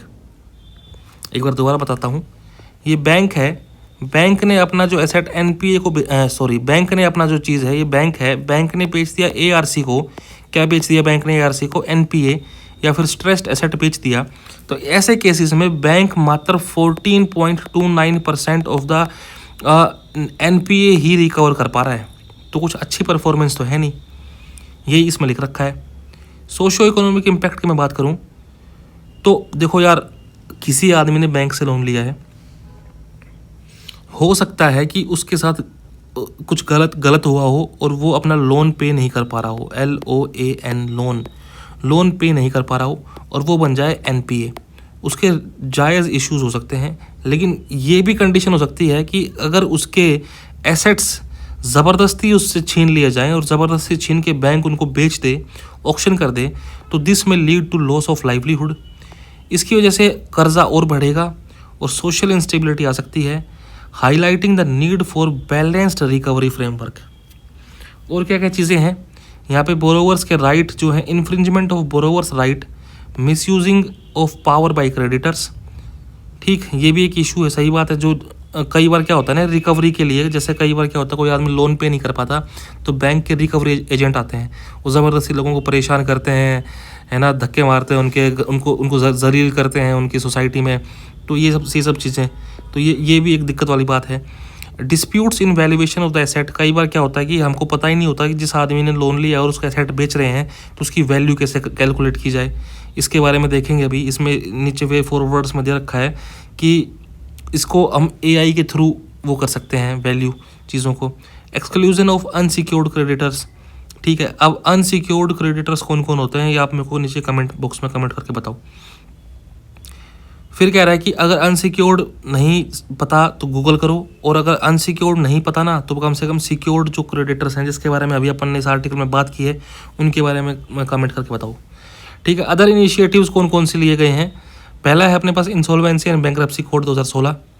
इन्होंने क्या किया, इसका उद्देश्य ये है कि टाइम बाउंड रिजोल्यूशन हो जाए स्ट्रेस्ड एसेट्स का। ठीक है, फिर आता है आरबीआई का प्रूडेंशियल फ्रेमवर्क 2019 के अंदर आया था। इसने कहा कि अर्ली रिकॉग्निशन हो, और इसने कहा कि तुम जल्दी से जल्दी पता कर लो भाई कौन सा जो एसेट है वो स्ट्रेस्ड एसेट हो सकता है, और रिजोल्व कर लो स्ट्रेस्ड एसेट को। ठीक, national asset reconstruction company limited 2021, इसको NARCL को बोलते हैं हम लोग बैड बैंक। ये गवर्नमेंट का बैड बैंक है जो रिजोल्व करता है हाई वैल्यू एनपीएस को। ठीक है, what is bad bank? Bad bank is a financial institution जिसका उद्देश्य ये है कि ये मैनेज कर सके नॉन परफॉर्मिंग एसेट्स को और बैड लोन्स को। उसके बाद इंडिया ने एक इंद्रधनुष प्लान भी लॉन्च कर रखा है जो कि पब्लिक सेक्टर बैंक्स को रिवैम्प करेगा, इनकी जो बैलेंस शीट है उसको ठीक करेगा कि उसमें एनपीए जो है ज़्यादा ना रहें, और थोड़ा बहुत पैसा वैसा दे देगा बैंक्स को। फिर वे फॉरवर्ड की बात करें तो तुम ऐसा करो कि इन जो अभी रूल्स थे उनको हार्मोनाइज कर दो। ऊपर अपन ने जो रूल पढ़े हैं, harmonisation with the IBC, SARFAESI act को तुम आईबीसी के साथ भी हार्मोनाइज कर दो। What is the IBC? IBC आपने पढ़ा है अभी, इंसॉल्वेंसी एंड बैंक्रप्सी कोड, ताकि इंश्योर किया जा सके एक cohesive and comprehensive framework for resolution of stressed asset. साथ ही साथ तुम एआई का यूज़ करो, डेटा एनालिटिक्स का यूज़ करो। किस चीज़ के लिए? एसेट की वैल्यूएशन और मॉनिटरिंग के लिए। यही बात अभी थोड़ी देर पहले मैंने आपको बताई थी। कि नीचे देखेंगे एसेट वैल्यूएशन का जो इशू है उसको कैसे ठीक करेंगे। तो एसेट वैल्यूएशन के इशू को हम लोग ठीक कर सकते हैं एआई का यूज़ करके और डेटा एनालिटिक्स का यूज़ करके। कुछ स्पेशलाइज्ड डेट रिकवरी ट्राइब्यूनल्स बनाओ विद इन्हांस्ड ऑपरेशनल कैपेसिटी, जो कि रिजोल्यूशन के जो चीज़ें हैं डिस्प्यूट्स उसको जल्दी से जल्दी ठीक कर सकें। फिर आता है इंटरनेशनल बेस्ट प्रैक्टिसेस, जैसे यूनाइटेड किंगडम की इंसॉल्वेंसी एक्ट है, वो बहुत अच्छा एक्ट है। वो क्या करता है कि वो डेटर के प्रोटेक्शन का ध्यान रखता है, मतलब जिस आदमी ने डेट, जो आदमी कर्जे में है उसकी प्रोटेक्शन का ध्यान रखता है। And measures alongside creditors right, ensuring that recovery does not disproportionately harm individuals या फिर स्मॉल बिजनेस। फिर कह रहा है कि सुप्रीम कोर्ट की रूलिंग जो है वो ठीक है, ये कंक्लूजन है, ये आप लोग देख लेना कि inconsistencies between the act and it's rule जो इसको ठीक करनी है, ये अनसर्टेनिटी क्रिएट कर रहा है, दिस दैट इज़ ऑल। ठीक है, द नेक्स्ट आर्टिकल इज प्रधानमंत्री मत्स्य संपदा योजना, लेकिन we will cover it in the part 2 of the economy section.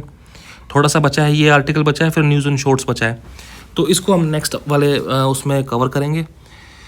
तब तक के लिए आप लोग अपना ध्यान रखो, इनको वीडियोस को देखो यार, ठीक है, मतलब पूरी देखनी है लास्ट तक, ऐसा नहीं है कि बीच में छोड़ के भाग गए। मैं ये मेरे लिए नहीं कह रहा, मैं ये आपके लिए कह रहा हूँ, ठीक है।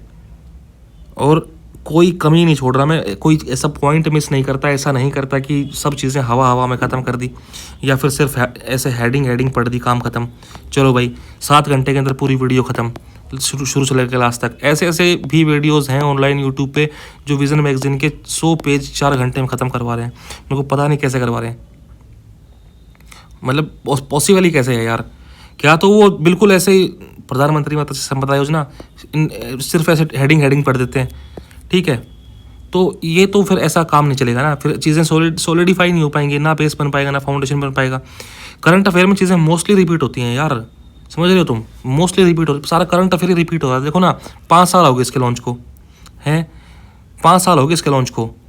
ये देखो इसके अंदर सरफेसी एक्ट 2002 के अंदर आया था, समझ रहे हो कब की बातें हैं। अगर पहले से पता होता सरफेसी एक्ट क्या है तो इसके अंदर करंट तो यही है, उसके अलावा ये सारा का सारा तो स्टैटिक वाला पार्ट जो नीचे गया है। इसके अंदर एक करंट अफेयर देखो, इसके अंदर क्या है, इंसॉल्वेंसी इन बैंक्रप्सी कोड, ये बहुत बार करंट में आता है, 2016 के अंदर आया था, ठीक है। तो इसलिए हमको चीज़ें आराम से लेके चलनी है, कोई जल्दबाजी नहीं है। अगर एक महीने की 10 घंटे की वीडियो भी बन जाती है ना, सॉरी 10 रुपये की नहीं, 10 घंटे की भी वीडियो बन जाती है किसकी, 10 घंटे की भी क्लास हो जाती है किसकी, इसकी मैगजीन की करंट अफेयर वाली, तो कोई उसमें गम नहीं है, कोई उसमें दुख नहीं है, कोई उसमें पीड़ा नहीं है, कोई उसमें कष्ट नहीं है। मतलब दिन का 1 घंटा पढ़ा, 10 दिन में विजन मैगजीन खत्म यार। दिन का 2 घंटा पढ़ा, आपके बैकलॉग भी हैं, अगर आपके बैकलॉग भी हैं तो 5 दिन में एक मैगजीन खत्म, मतलब 30 दिन के अंदर आपकी पूरी की पूरी मैगजीन खत्म। 30 दिन में देख लो, आप लगा लो C-सेट, ठीक है, 5 6 के 30, 6 मैगजीन खत्म। तो this is what I am trying to say. तो guys keep watching, keep studying, ठीक है, मिलते हैं आपसे नेक्स्ट वीडियो में, तब तक के लिए bye bye, tata, take care, शबा खैर, जय हिंद, धन्यवाद।